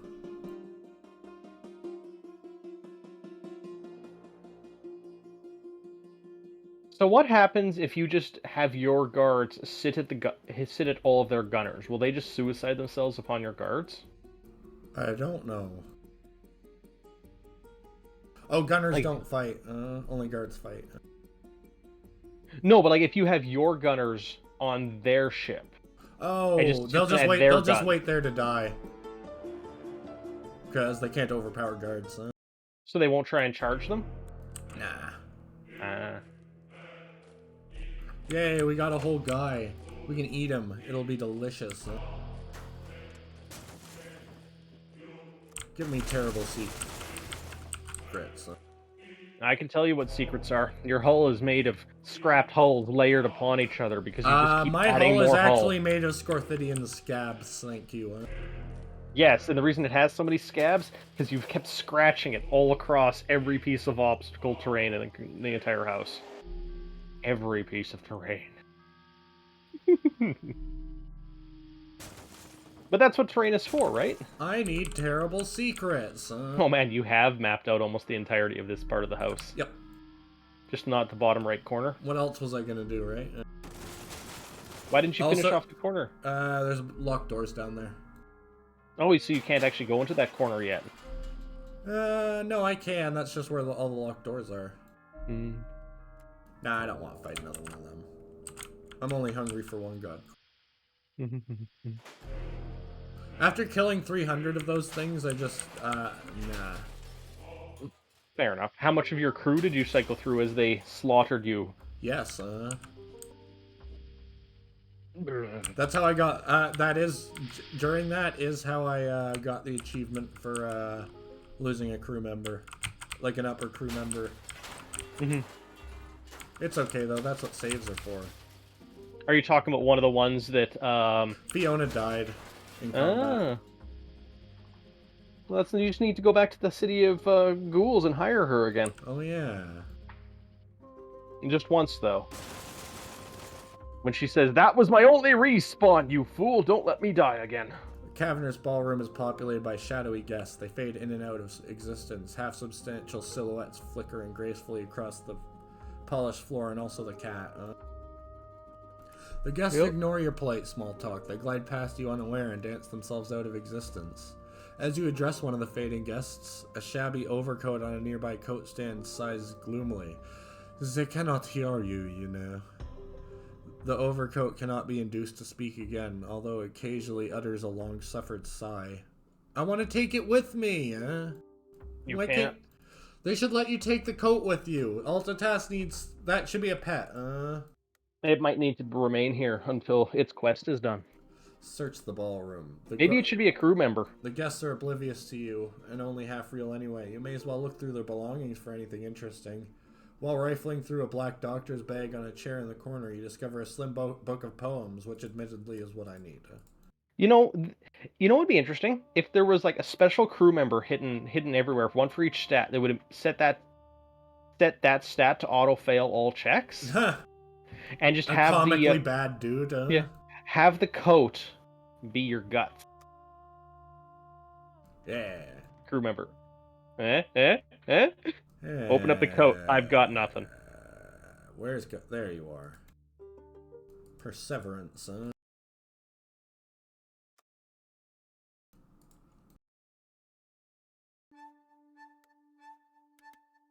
Ooh, drugs, huh? The Icarian ghasts are heavily modified ghouls, enormous leathery bat wings attached surgically to their backs. They roost in gun-festooned helter-skelter on the outskirts of Gossamer Smile, or they wheel above in flocks and take pot shots at wild spiders. Their leader flies down to meet you outside. He's a muscular, battle-scarred ghoul, his lower left leg replaced by an iron rod, one arm ending in a hook. My name's Joseph, says the gas, shaking your hand. The hook is cold to the touch. How may the gas help you today? Are you in need of your services? How about you fight against your employer, huh? You seem to have fundamentally blah blah blah. Luckily I did my research on the Icarian ghasts. Hundreds of years before, when the Bright Minister ruled Ghoul Watch, amoral occult experiments were common. The ghasts were founded by a soldier who had been modified against your will, and who decided to escape the city with other modified soldiers. They settled in the Entomart, far from the influence of their former tyrant. Surely, you tell Joseph, fighting for a similar tyrant is disrespecting the ghast's long history. We're mercenaries, mate. We work for whoever pays. But, I'll tell you what. I can offer you a discount. Offer him 12,000 to fight for Lady Thespian instead. He scratches his chin, then sighs and accepts. You know the Icarian gas? I'm pretty sure their wings are attached with wax. 12,000, eh? Joseph picks a maggot from his forehead, considers it, eats it. Don't take it the wrong way, but I want half the payment up front. Just make sure you aren't blowing smoke, A low whistle of appreciation from Joseph as your crew bring out the wheelbarrows, The gas flock around your gold like feasting crows. Consider us Lady Thespian's loyal men from now on, boss, says Joseph with a black-toothed grin. Why tell Lady Scorn that now, though? Why not turn it on her at the last minute and give her a bit of a shock, I like the way he thinks, So what happens if after the war you just never visit them again? Do you just not have to pay back the last 6K? I don't know, but I'm a man of my word, so I'm gonna pay him back, How's your ex-wife thinking about that opinion? I'm gonna go talk to her about it. Yeah. She's probably, she's also really happy. She's not my ex-wife. She's my current wife. Well, that is true. Yes, she just doesn't want to see you ever again. What are you talking about? You might be thinking of something else. No, like the one you married and then she was unhappy you had an affair with. The ice lady. Do you mean one of my crewmates? No, I mean like the princess in the ice town that you married, or the leader of that the Entomart lady. Yeah, not that wasn't an ice town. That's the leader of Carapace, and she's not mad at me. She doesn't. I thought she was like. She doesn't know I've been banging people. No, she did. No, that was one of my crewmates that got mad at me. Are we sure? Yes, because that's the plot line wouldn't make sense otherwise. Oh, okay. No, I totally thought it was the. It was Genevieve Call that got mad at me. I'm sure of it. We can talk to Altatas at some point, but. Yeah, no, I must be misremembering. I just remember it happening in a city that the background was all blue, which is why I was thinking ice. I did murder somebody at Blue Steel Court. No, this was about like someone not happy that you were sleeping with other people. As far as I know, it's only Genevieve that was mad about that. Yeah. Hang on. Oh my god, both the cats are up here. Aw, they're getting pet. Congrats. Ah, shit, what was I doing? I got so sidetracked. I was returning the Cusk of Elegon, but I wanted to do something else. But I forget what. No.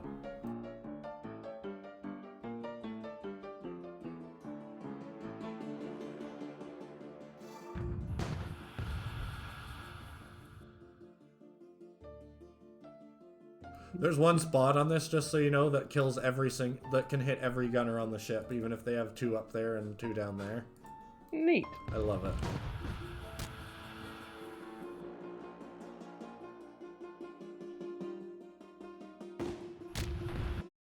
I'm surprised Altatos hasn't shown up. I did announce that I'm opening the museum today. Well, we are running a little earlier than usual. That's true, but he's in Europe. Well, he's probably enjoying Europe. Oh, the actual developer of the game described my museum as the most impressive collection he's ever seen, which was the sign that I could finally rest. Something like birdsong, something like opera, something that's going to give you chills like the other interaction with the people that need fuel. The witches are singing a song that deadens the senses and fills you with a cloying, dreadful hopelessness. Their beetle clanks towards you, weighted down by hooks and spikes and fume-wasping sensors. That shell is painted with runes. They want you for a sacrifice. But they don't have to do this. The witches have no radio, so you broadcast on the loudspeaker. You tell them you know they're persecuted, that the Entamark will burn any occultist they can, and it's a grave injustice to innocent practitioners like themselves. The song ceases. The witches are used to fighting for their survival and aren't sure how to react to your kindness. Finally, one of the elders starts a new song. A bitter lament, yes, of old friends and fading hopes, but also a paean to fires in the darkness, to new friends found.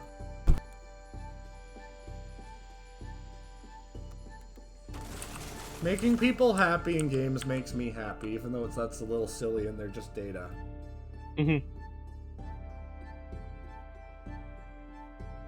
Let's return the Tusk of Elegon to Penitent's Bluff. Yes. The Church of the Loving Gods is carved into the bluff itself, a smaller neighborhood, to the palace of the Thespian family. Above its double doors are elegant frescoes of dancing men, animal-headed women, and a roaring bear. You and Lucetta walk up the narrow steps 2 at a time and enter the church, feet echoing on the polished floor. Welcome, says the priest, a wrinkled old fellow, hunched and bent over his staff. He is quite alone in the cavernous church. May the loving gods bless you. Thank you, says Lucetta. We have something for you, father. Ask the priest about Elegon. Who is this Lord of Merriment? Ah, yes, an old and almost forgotten god, says the priest, pushing up his spectacles. Once a member of our pantheon, but stolen centuries ago. He had the head of a walrus, if I recall, and his priests could make statues weep mead. Most of his worship revolved around mead, in fact. Are we just about to deal with the honey crisis that we're about to solve by getting rid of Scornvaunt? Maybe. I hand him the rune-covered tusk. The priest's eye widen as he turns the tusk over and over in his hands. But this is the tusk of Lord Merriment, he whispers. No one's seen this in centuries, not since... You're welcome, says Lucetta. The priest's eyes harden. He hands the tusks back to you and turns away. No thank you, he growls. You can keep it. Why don't you want it, Because Elegon abandoned us for centuries and bestowed his favor on the pirate priests who slaughtered us, says the priest, waving his staff. Our pantheon is made up of loving gods. Why should you accept and worship a god whose love has proven so fickle? It really sounds like they don't have a choice and they have to sort of work for whoever has the relic. Does that kind of make sense? Yeah. Like, I don't think they abandoned these guys on purpose. I don't think he had a choice. Is there a way? Or do you want to do a test of spirit? Is there a way? You could prove his love? Well, the priest taps his fingers to his chin in exaggerated thought. We're always in need of a donation. This old place is constantly developing new leaks. Not to mention the bats. Guano, all over the effigies. You know how it is. I wouldn't take Elegon back into the fold without him proving his worth with some kind of miracle. And if we've got enough money to pay for a full renovation of the church, well, that would qualify as a miracle. The priest jots down a few sums on a note that the total cost would come to, let's round it up and say, an even 1,000. Part of me kind of wants to just pay for it, but let's convince him. You tell him that you are a vessel of Elegon's will, and Elegon earnestly wants to make penance for his past mistakes. The priest listens, frowning. Very well, he says. I'll send a petition to the Holy Conclave, urging them to take Elegon back into the Pantheon. He hands the tusk to Lucetta. Do you mind hanging this on the wall by the other holy relics? I'm too frail to reach that high these days. Lucetta reaches up, huh?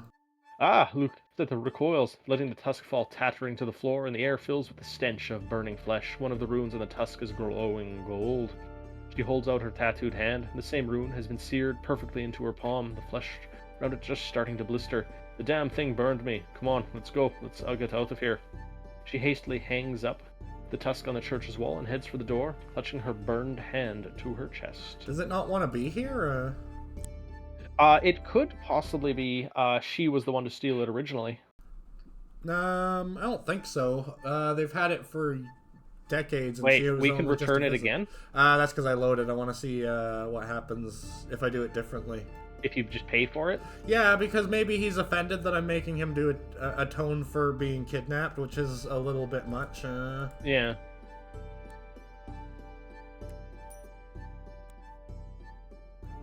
No. Still Let's got threaten. burned. Let's threaten him. Yeah. Take it back, you asshole. The priest quails before your hard stare. Fine, fine, I'll send the petition. An unorthodox way to revolutionize an entire religion, remarks Lucetta. Weird, Maybe Yeah. it doesn't want to be here, Maybe you should sell it. Or maybe you should just drop it out of the back of your, You can't do that back with of your quest items, huh?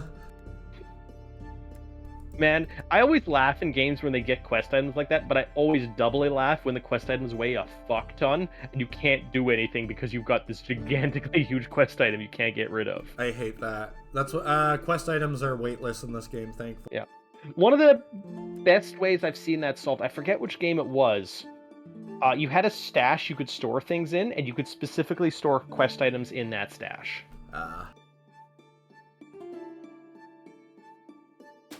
Miserable pile of secret.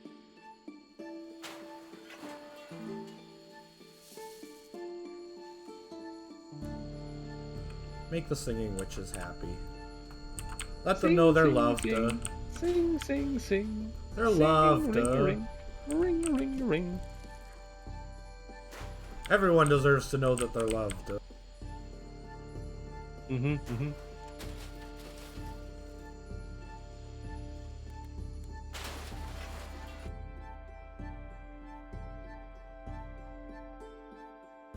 Rest and recover.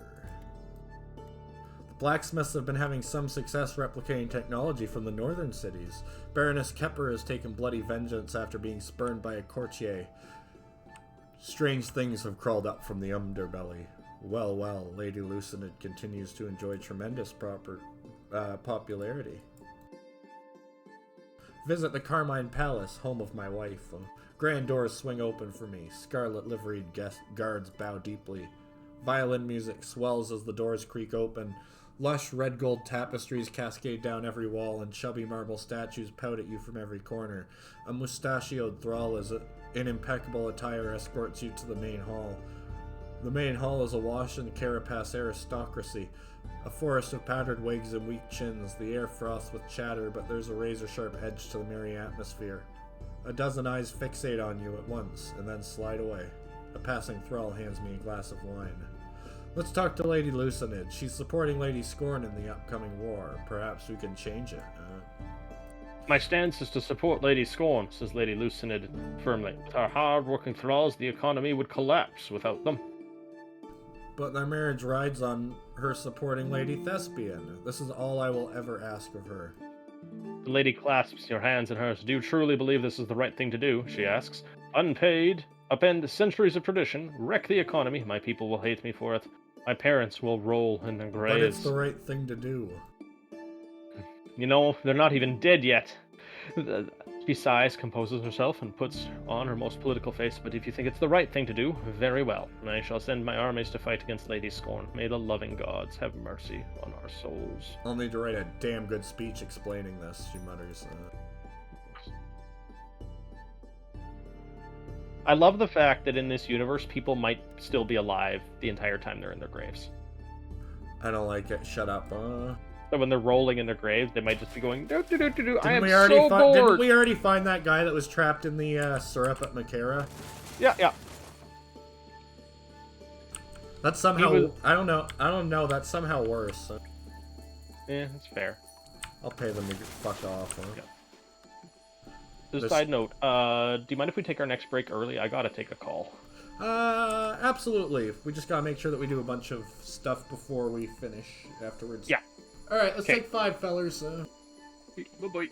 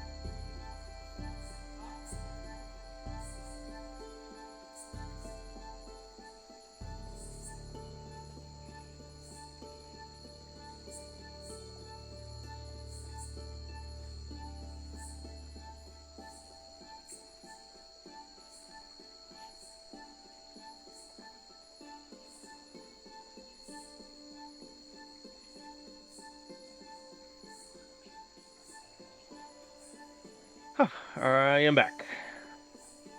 No, it's not back. Oh wait. Yeah. Alas, alas.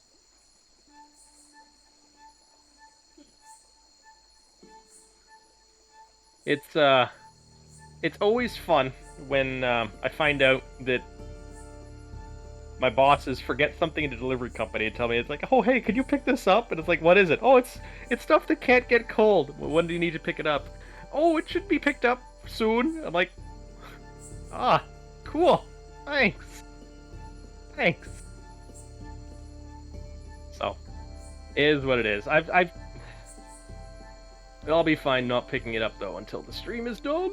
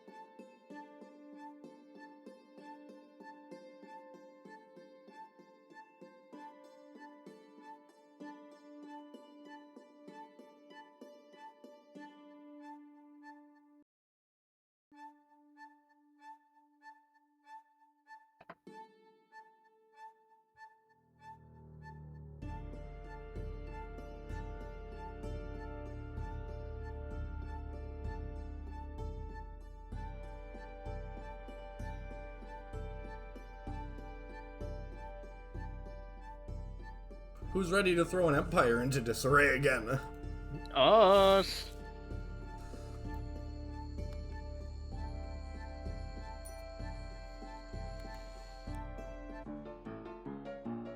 I just bought a slave, and now I'm gonna blow them up. How dare you? No, I'm gonna blow up the slave traders.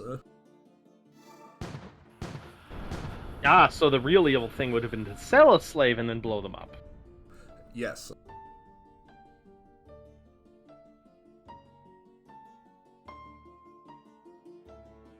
Yoink! Hey Fiona, can you go do me a favor? Thank you. Stab that man. Stab at thee. We will call you Stab the... What happens if you shoot the ship when your guards are on board? I don't want to find out. Do they take massive damage? Can you kill Fiona like that? Ah, fuck, I picked the wrong dude. Probably. Oh, that was Fiona. Mm-hmm. Yay! Arcane Codex and Grimoire. Boo! I need to get to Caloram. Actually, you know what? It's worth like $100, huh?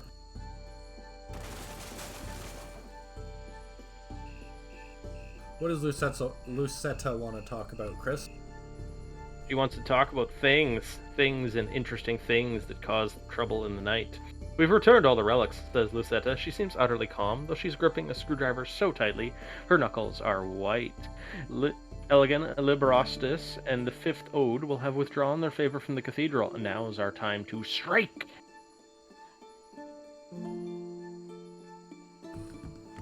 Won't the pirate priest just build a new heart? Not for decades, at least, says Lucetta. The heart isn't a natural tech, it's an abomination. It shouldn't exist, and to force it into being, they've been performing thousands of rituals and sacrificing hundreds of slaves. They can't easily gather those resources once more. So what's the plan? We're going to go to the cathedral, meet the 12 there, and then together we'll steal the carnivore heart. Meet 12 there. He's one of the slaves. Yeah. She smiles, eyes glittering. Yes. Are you going to replace your heart light? I don't need to replace a heart light. Yeah, but you could put this light in replace of your heart light. Ooh. Let's train her in poetry. Yeah. She's frustrated by her lack of progress, and you talk her through it. By the end of the class, she's writing short pieces that demonstrate, at the very least, a solid understanding of form and meter. For the next day, she's especially upbeat. I need more poetry, really? Yeah. Not Steele, Sabbath. Sabbathy is my middle name. I shudder to fear what your last name would be then. I shudder in fear. Who wants to dance in fungal dreams again?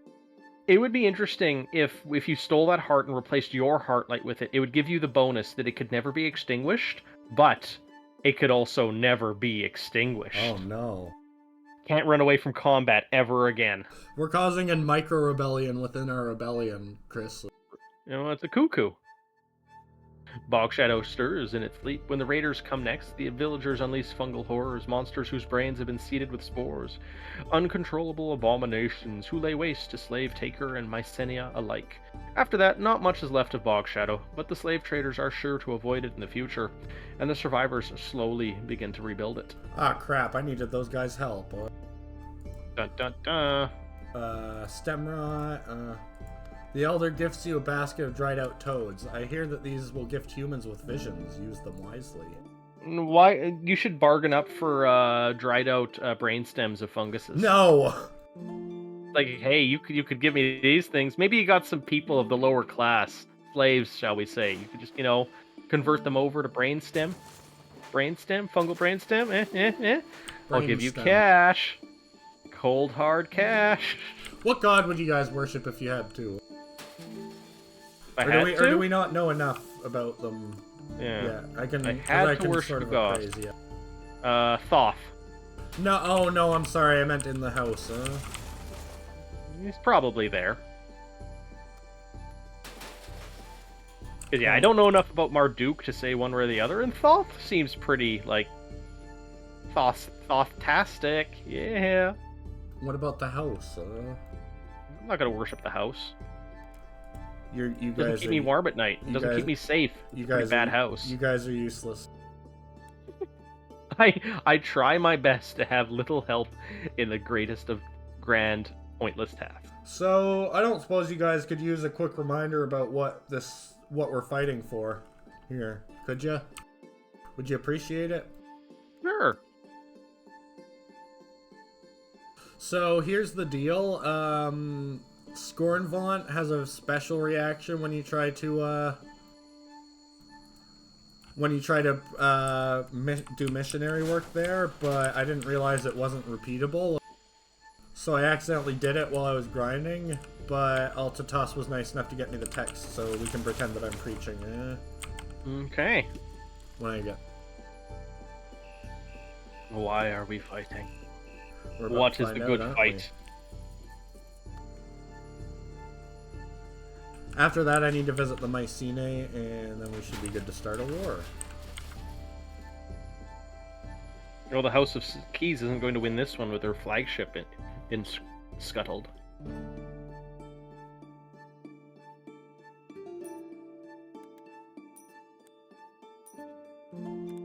Human beings are carted to and fro in rattling cages. Whips slash against contorted bodies. The stink of blood and sweat is all encompassing. It blankets your world like a shroud. You wander for a time through a tableau of brutally efficient atrocity. You see horrible things, and you will see them again that night as you lie awake in bed. And you'll see them a third time in tortured sleep. Oh my god, I can sell people. Mm-hmm. Alright, now, hang on, let me dig it up. Pretend I just tried to I just clicked the option, preach the word of Willowpan, shall we? Mm-hmm. The deeper you venture into the hive, the worse the horrors it reveals to you. Some of the thralls are tumorous approximations of humanity inflated by stings. Some just slump, too weak to move, even as slave drivers thrash them. Some are dead and seem to have been for a while. You don't know which is worse, the screams or the bleak acceptance that lines every face. You turn back when you come upon the swollen-bellied hosts. Any god that could allow this is not worth worshipping. These people don't need salvation. These people need to be saved. Flee. Find a human place. The screams follow you. They take root in you. And now we remember what we're fighting for. A girl worth fighting for. We're fighting for the right to fight. To party. Party, party, party. Party, Can I buy party, a party. guy? I'm gonna buy a guy. I have too many guys. Guard! Oh, I was gonna read that. I forgot to again. Mm-hmm. Oh. Guard. No, stay away from me. Icky. Let's go to the confectoracy. The confectionarium? Yeah. Do they make confectionariats? Something like that. Oh no, I just forgot to tear down a cairn.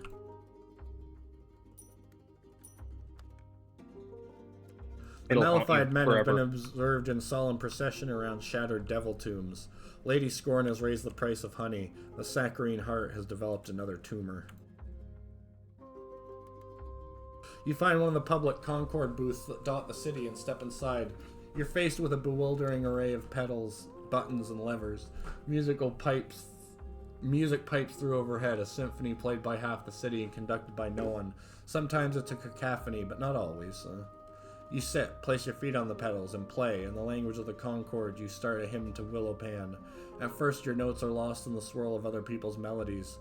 After hours of playing, though, you receive the odd echo in return, a lilting addition that builds on your composition. Soon your music swells. The tune is building and building. Even when you step away, you've started something, and it will take days before Willow Pan's song subsides. The people of Caloran will be talking about Willow Pan for days. You're sure there will be converts. Days and days. Here for the feast, asked the gondolier. Of course. Have you ever succeeded in a feast? Only once, but it was... Oh, it was wonderful. You cannot dream the taste of the devil before you eat him yourself. She presses a small leather doll in your hands. Here, foreigner, a charm for luck in the feast. Your boat slides glacially across the swelling honey. As you draw closer to the feast, you find the way blocked by more and more boats. The canals and walkways are teeming. Street vendors sell glazed treats from ramshackle stalls. Children play and sing. The Grand Molas stands at the center of the crowd, Malaphied men swinging pickaxes behind him. One of the ziggurat tombs is being cracked open, and dull thuds punctuate the Molas's speech. The Molas drones on and on about the importance of the flow. Finally, the tomb cracks like an egg, and the Molas raises a viscous hand. Let the feast begin! The crowd surges forward, flinging Malaphied men aside from like dolls, and dive into the shattered tomb. Each driving figure emerges dragging an embalmed human corpse, tendrils of honey still clinging to its shriveled skin. As you watch, the ancient mummified dead are torn apart, and the crowd gorge. An entire human leg, dripping with honey from the stump, is thrust into your hands by a neighbor. The leg tastes like sugar and rotten spices and charcoal. You tear into it with enthusiasm. Devil Eater! Shouts the crowd, and suddenly half a dozen hands are lifting you. Eater of devils! It's a celebration, not a castigation. You're carried to and fro by the cheering crowd before being deposited again as people get bored. Your mind spins. The meat filled you with images you'll never forget. Baying things with wolf-like heads and bulbous insect bodies. A candle stub, chuckling like a demon. A skull-faced woman with one eye. You sob at the terror and beauty of it all. You have one divine favor you can abuse. Yay. Excuse me. Makara. We gotta go to Makara. Tasty. To Makara, the flooded. Oh,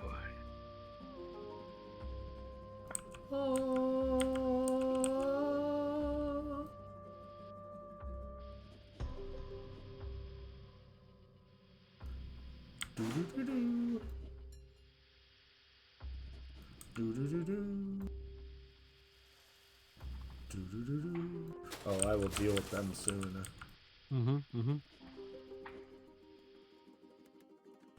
Oh no, too much booze, huh?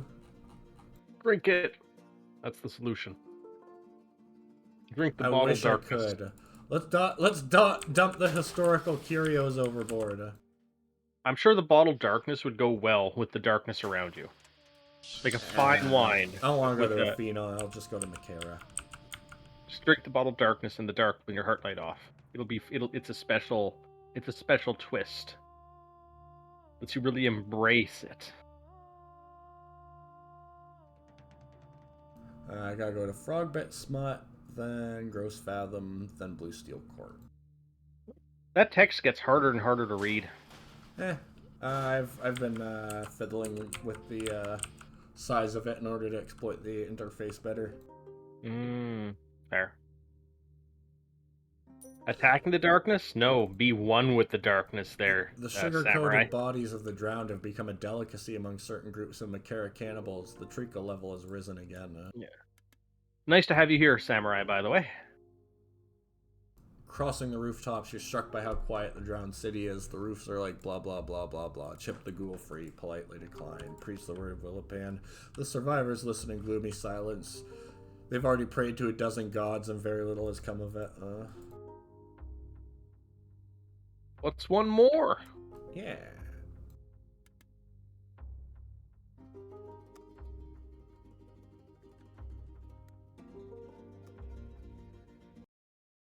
The world feels painfully pale in comparison.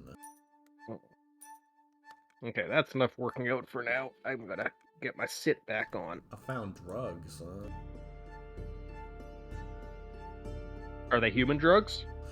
Ask Queen Sabbatha's spy mistress for her assessment. Lady Scorn has a full battalion of wasp riders under her control, as well as the honey-mad legions of Caloram, who will never betray their alliance with her.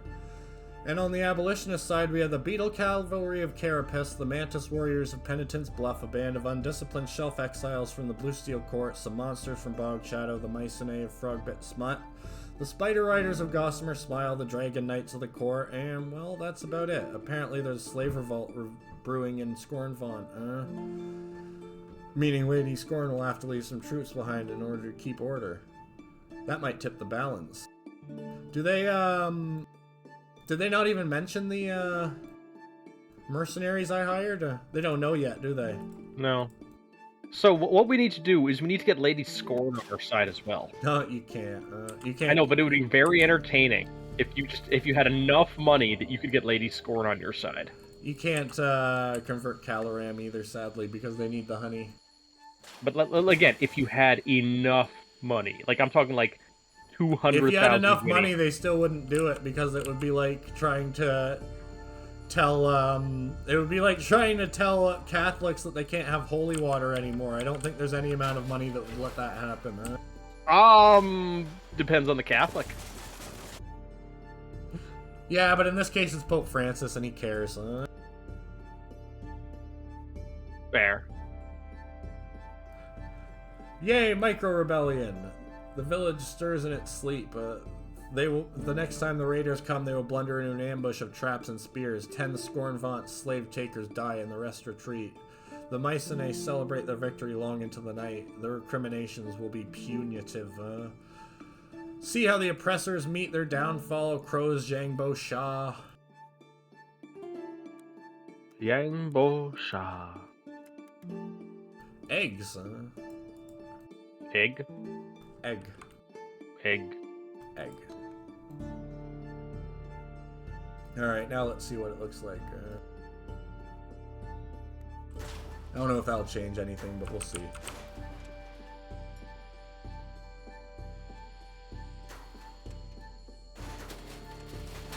Can you imagine a bunch of mushrooms trying to reload muskets and shit? But I gave them gunpowder and I gave them arms consignments, did I not? You did.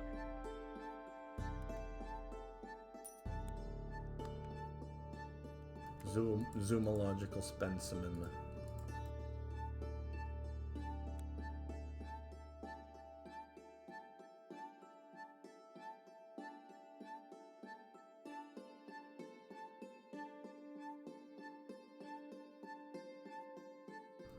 The abolitionists will soon risk a war. And it looks like I have nobody else to convert. Let's inform Lady Thespian it's time to free the thralls of Entamark. That spider just teleported. Must be a jumping spider.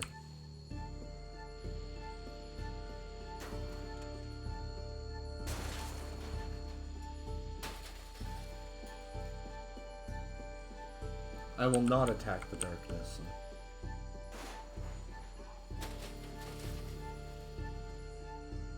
There, I filled that little hole there.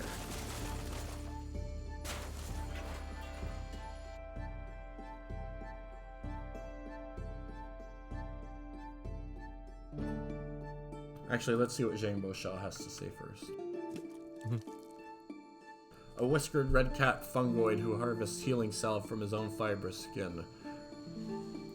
Zhang Boshao wants to discuss the success of its plan, huh? A Flawless success, Oh, go ahead. insists Yang, his eyes a little too wide. I have ushered in a new era. Long live the revolution. We had many successes, yes, but many mushrooms died, Zhang, and some in vain. Yang glares at you suspiciously. Don't stray from the course now, friend. Sometimes oppression can only be washed away with a tide of ichor. Now, if you'll excuse me, I'm writing my memoirs. I don't know if I did the right thing. But you didn't do the wrong thing. That's... Okay, yeah, you're right, I didn't do the wrong thing, As much as that feels like a cop-out, Dragon Knights have embarked on a quest to track down traitors in the upper shelf holds. A suspected witch is awaiting trial. Lady Lampier faces criticism over execution of an impolite courtier. And I think I can sell booze here.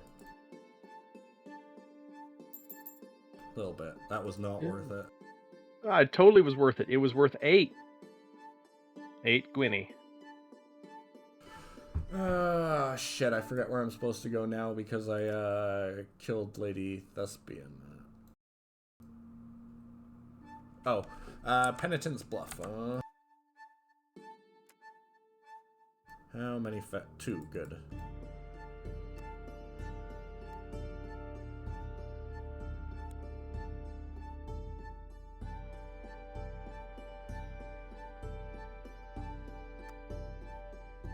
Alright, give me 2 seconds. I'll be right back.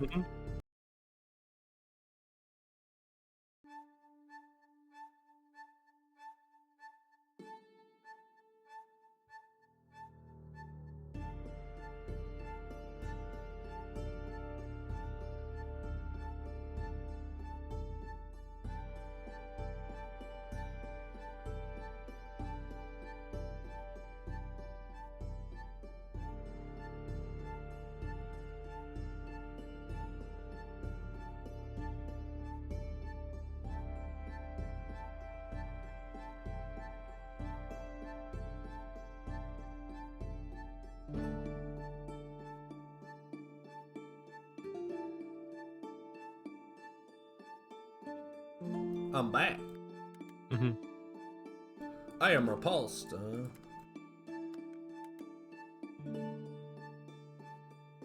Alright.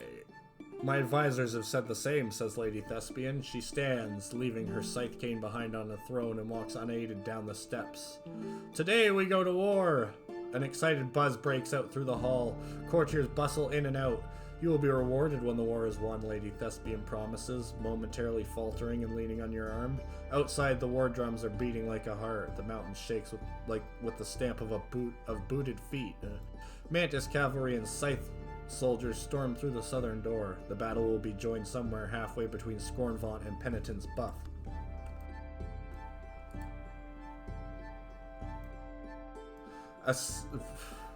At the moment, the bluff is oddly silent. The air is thick with tension. It has sent its sons and daughters to war. The battle takes place here.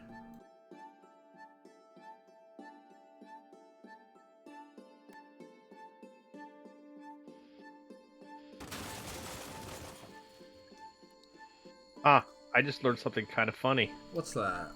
The Romans had a currency that you could refer to as an ass. A what? So something could be worth like a whole ass. A whole ass? A whole ass, or even like Whoa. half. Like I'll give it a half-ass worth because it's a half-ass job. And I find that kind of funny. Yeah.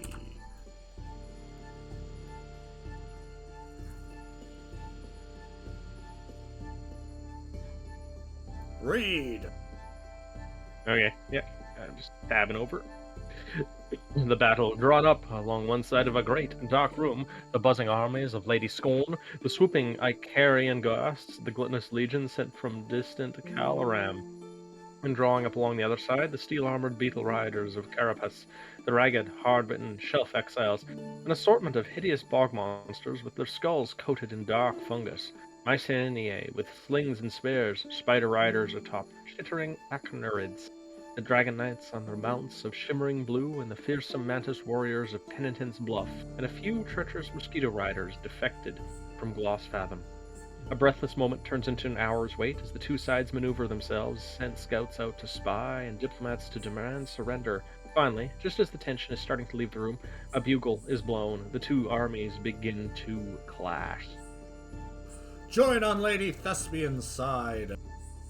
A great swarm of dragon knights flit across the battle, some spearing opponents on their lances.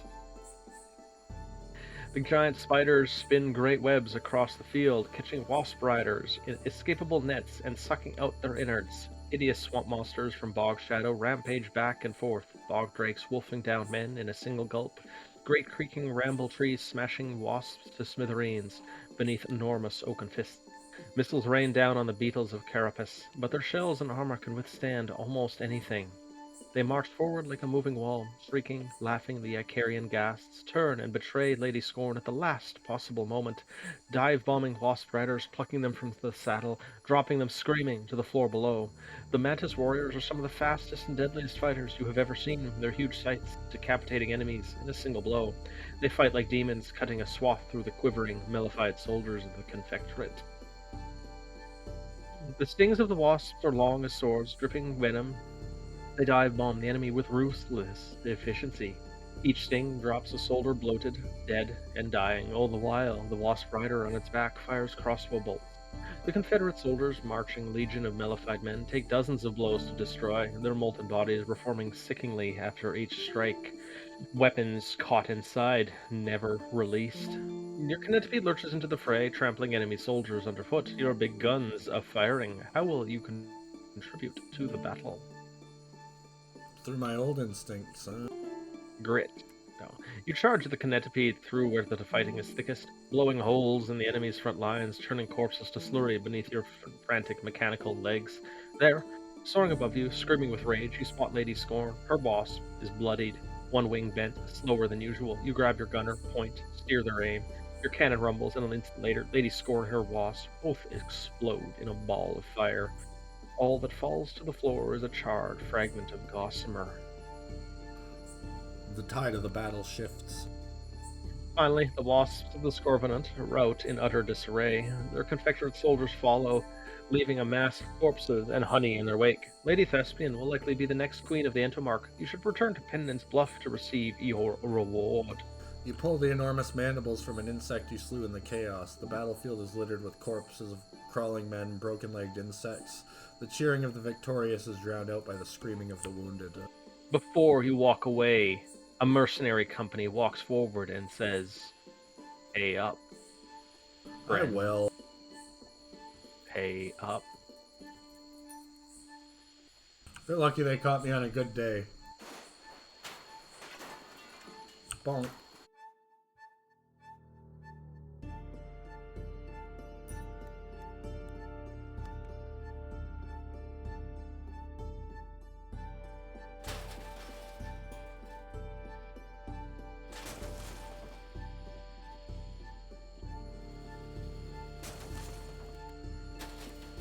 I found a guy. I'll pay my debts. I want to see what's happening in Bog Shadow and Carapace.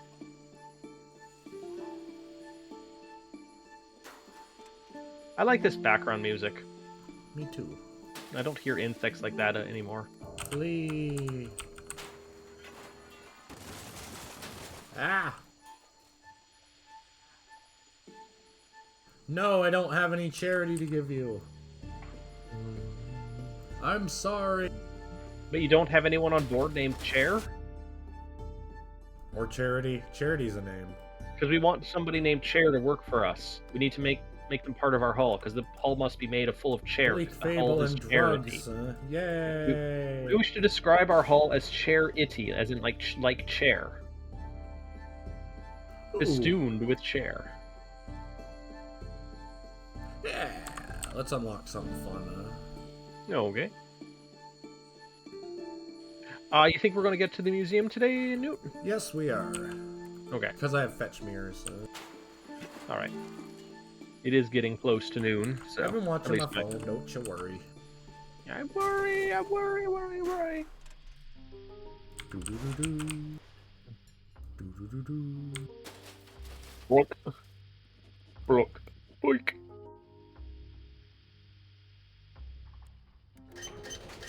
Let me You in. opened Let me another in. door. The Fractal Towers. Tell us about the Fractal Towers. 1800 apprehensions, huh? Yeah, an explosion of intersecting architectural impossibilities that only vaguely resemble a castle. Stairways that loop beneath themselves, walls at bizarre angles, ramparts built in defiance of gravity, geometry, and good common sense. It gives you a pain behind your eyes. There's something ancient and slumbering beneath the fortress. You just know it. You can feel its presence like an abscess on the roof of your mouth. Your tongue feels the spot where your teeth are missing. You spend a day working on your sketch. The result is a chaotic scrawl barely recognizable as a castle. The fortress's dimensions keep changing as you bent over the paper. Still, you feel like some small part of you understands the impossibility better. Weird, there's a period on the second line there. An explosion. Oh, yeah. I guess that's a tiny bug. They left a period on the second line. Yeah. An explosion of intersecting architectural You've already read angle. that. Huh? Oh, yeah. Let's delve. As you and your crew trek up the contorted stairway towards the fortress, you pass beneath corpses hanging from the arc. One of them twists slightly in its noose, and you recognize your own face. You turn away in instinctive shock. When you look back, the corpses are missing. Closer to the fortress, you feel a sharp ache between your eyes. The architecture is constantly shifting. Somehow, you find yourself back at the bottom of the stairs. I understand this place. Impossible geometries, unfeasible angles. This looks like the handiwork of a certain god. You think back to Angel Crab's teachings and begin to climb. Soon you're outside the fortress's front gate. Exchanging nods with the rest of your crew, you pull your lever and enter the fort itself. Inside, you find dust-drenched corridors of bleak gray stone. Those, too, hint in turn in impossible contortions. At one point, you pass yourself going the opposite direction, studiously avoiding each other's gazes and trying not to be sick. Down, down, always down, through a garden of fountains where water falls upwards past a room of flitting ghosts who resemble cowards. As you reach the bottom of your one staircase, you almost walk past a side room filled with mountains of gold coins. Money. As you walk into the room, a tide of inexpressible joy rushes over you. You wade out amongst the coins, throwing them up in the air, laughing at your good fortune. You're rich. You bury yourself in gold, still laughing. You could stay here forever. I wonder what would happen if you failed that. You come to your senses. The vault is empty, not a coin in sight. Oh well. Down, down, down we go, into the dark. In the cold vaults beneath the fractal fortress, you discover a giant steel cage floating amongst a bottomless pit. Inside is a wooden crate, unsupported. Gently turning, it looks to face you. With ropes, hooks, you manage to climb up the cage and slip between the bars. They're much wider than a man, you see. The crate, you realize, is actually 6 trapdoors, each with an iron ring to pull it open. You heave open a trapdoor, revealing a 100-yard shaft to a lightless cell.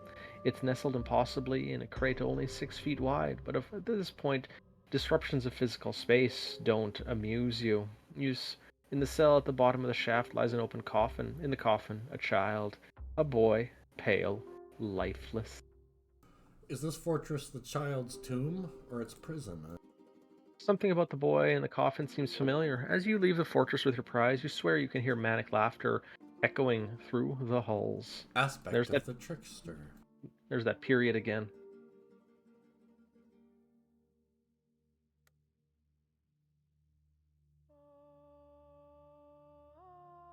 Hmm.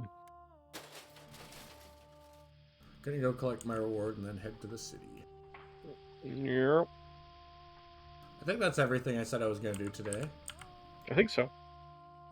Close. As much as there is other stuff, we're obviously not gonna have time, and the museum is going to demand a bit of attention. You know I'm rushing when I'm willing to pay the bandit tax, huh? Mm-hmm.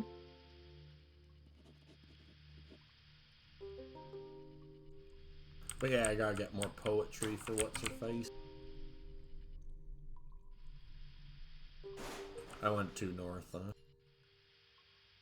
Oh yeah, and I'm gonna upgrade my house, but I feel like that takes an instant. Whoever altered the schedule put the wrong time for our ending time Oh well. today. Because it ends at 5 p.m. Oh, it's fine. I guess we're going till 5 p.m. No, I can't. You can and you will. No.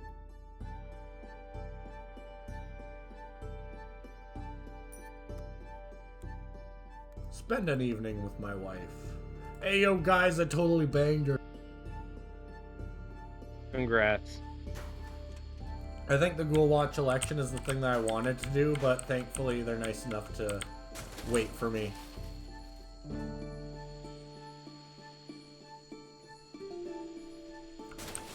So I will try and find a terrible secret in between streams.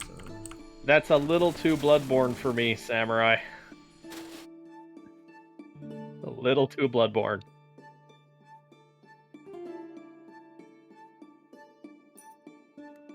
Lady Thespian wants to, or Queen Thespian wants to reward me for my efforts on her behalf. In a grand public ceremony, Queen Thespian pins a medal to your jacket and declares you the hero of the Entomark. Thanks partly to your efforts, she says, the chains of all thralls across the kingdom are being broken. 2 servants bring forward a key of peculiar design and a box of gleaming coins, dropping it at your ankles. We hope this can get some way to repaying you. Yeah.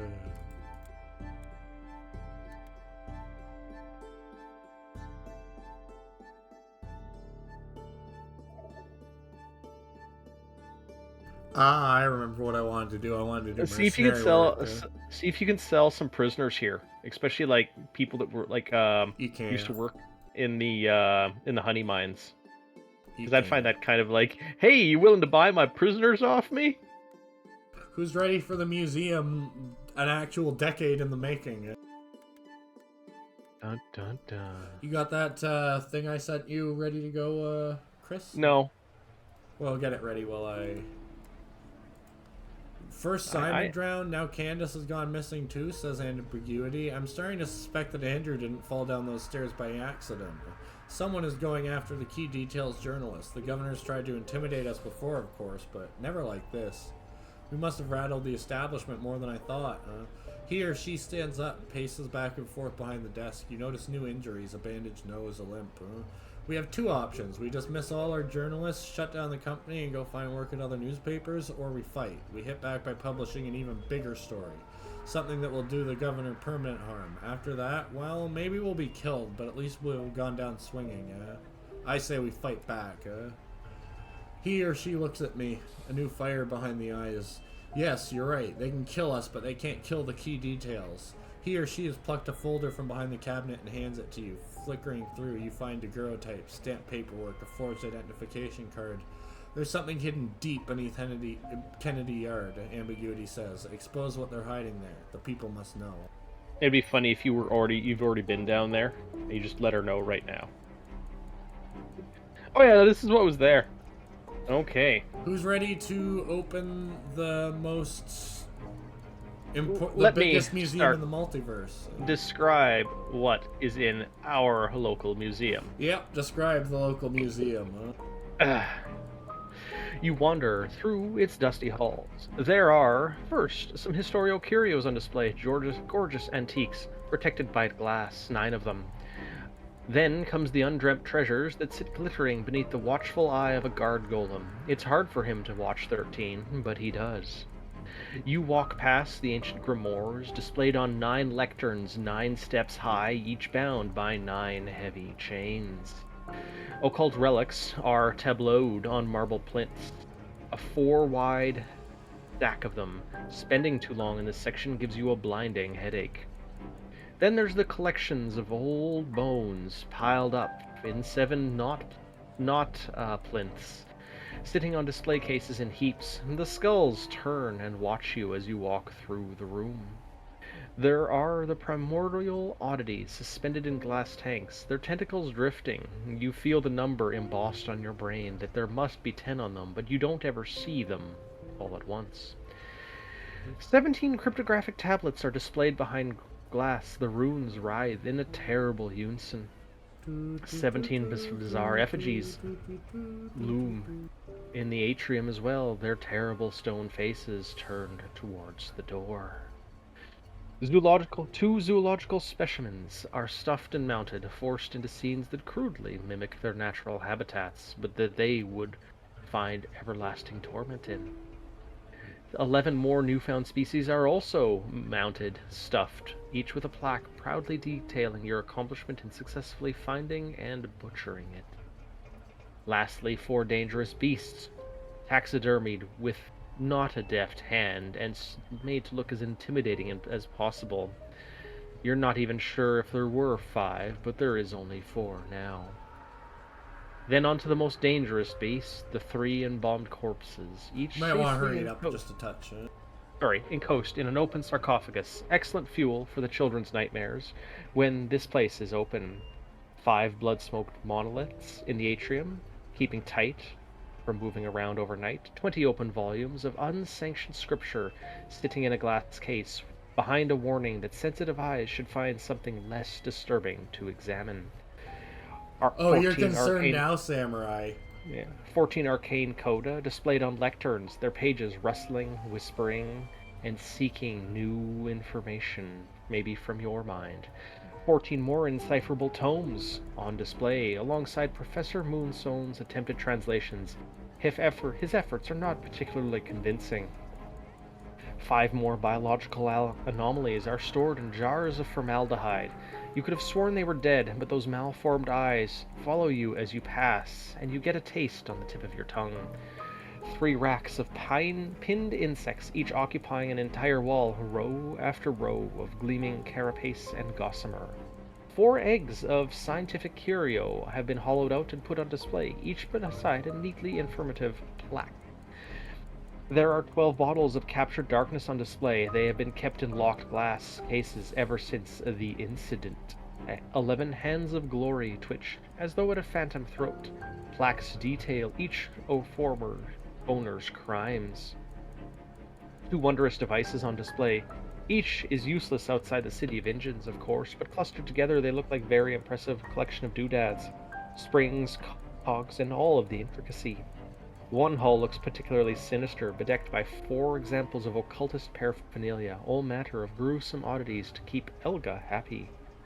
21 oscillating prisms hovering above their plinths, folding, undulating, and hurting your eyes. Is the floor shifting beneath your feet? Are you merely dizzy? Are there 21 there's 21 plinths at the bottom, but there's not 21 at the top. 2 lengths of thread shifting silently in their cases. You have heard these things can self-replicate. If they break free, what would happen to the city? 4 lumps of donated demiform scab matter, each as unpleasant to look upon as the last. At least 9 fossilized ghosts have been entombed in glass cases. Is it beginning to crack through? Are those wisps of ghost vapor at your feet? 204 fragments of gravestone rubble have been restored and put onto display. 204 otherworldly epitaphs, each more baffling than the last. Also, does your hubris know no bounds? 204 more corpses of gods laid to rest. The city is ill with fear. It is only a matter of time before the violent mob descends to punish you for your blasphemies. That's right, I gave each one a funny gravestone, And of course, 4 undead noggins are dressed up to look like the well-known politicians of the city's past, an exhibit dubbed Mount Thrushmore. Although many exhibits showcasing the governor's multitude of successes seemed subtle when spaced evenly throughout the museum, a last-minute decision by the curator has led to all such attractions being moved to what has been called by some a brilliant study in semantic satiation. 324 exhibits have been led to a comically large pile of metal slivers from the governor's canopide, heaped unceremoniously in the center of a large hall, the walls of which are adorned with wall-to-wall script decrying the Skin Candle Square protest of 1788. Like a word repeated too many times, visitors leave with such sentiments have lost all meaning.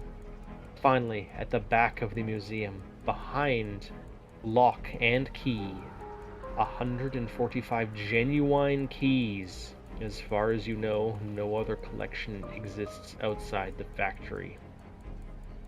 Yay! From a purely academic standpoint, most of the exhibits are worthless frippery, says Ambrose sadly. Fortunately, the exhibits make for a magnificent exhibition. The entire city will flock to see such wonders.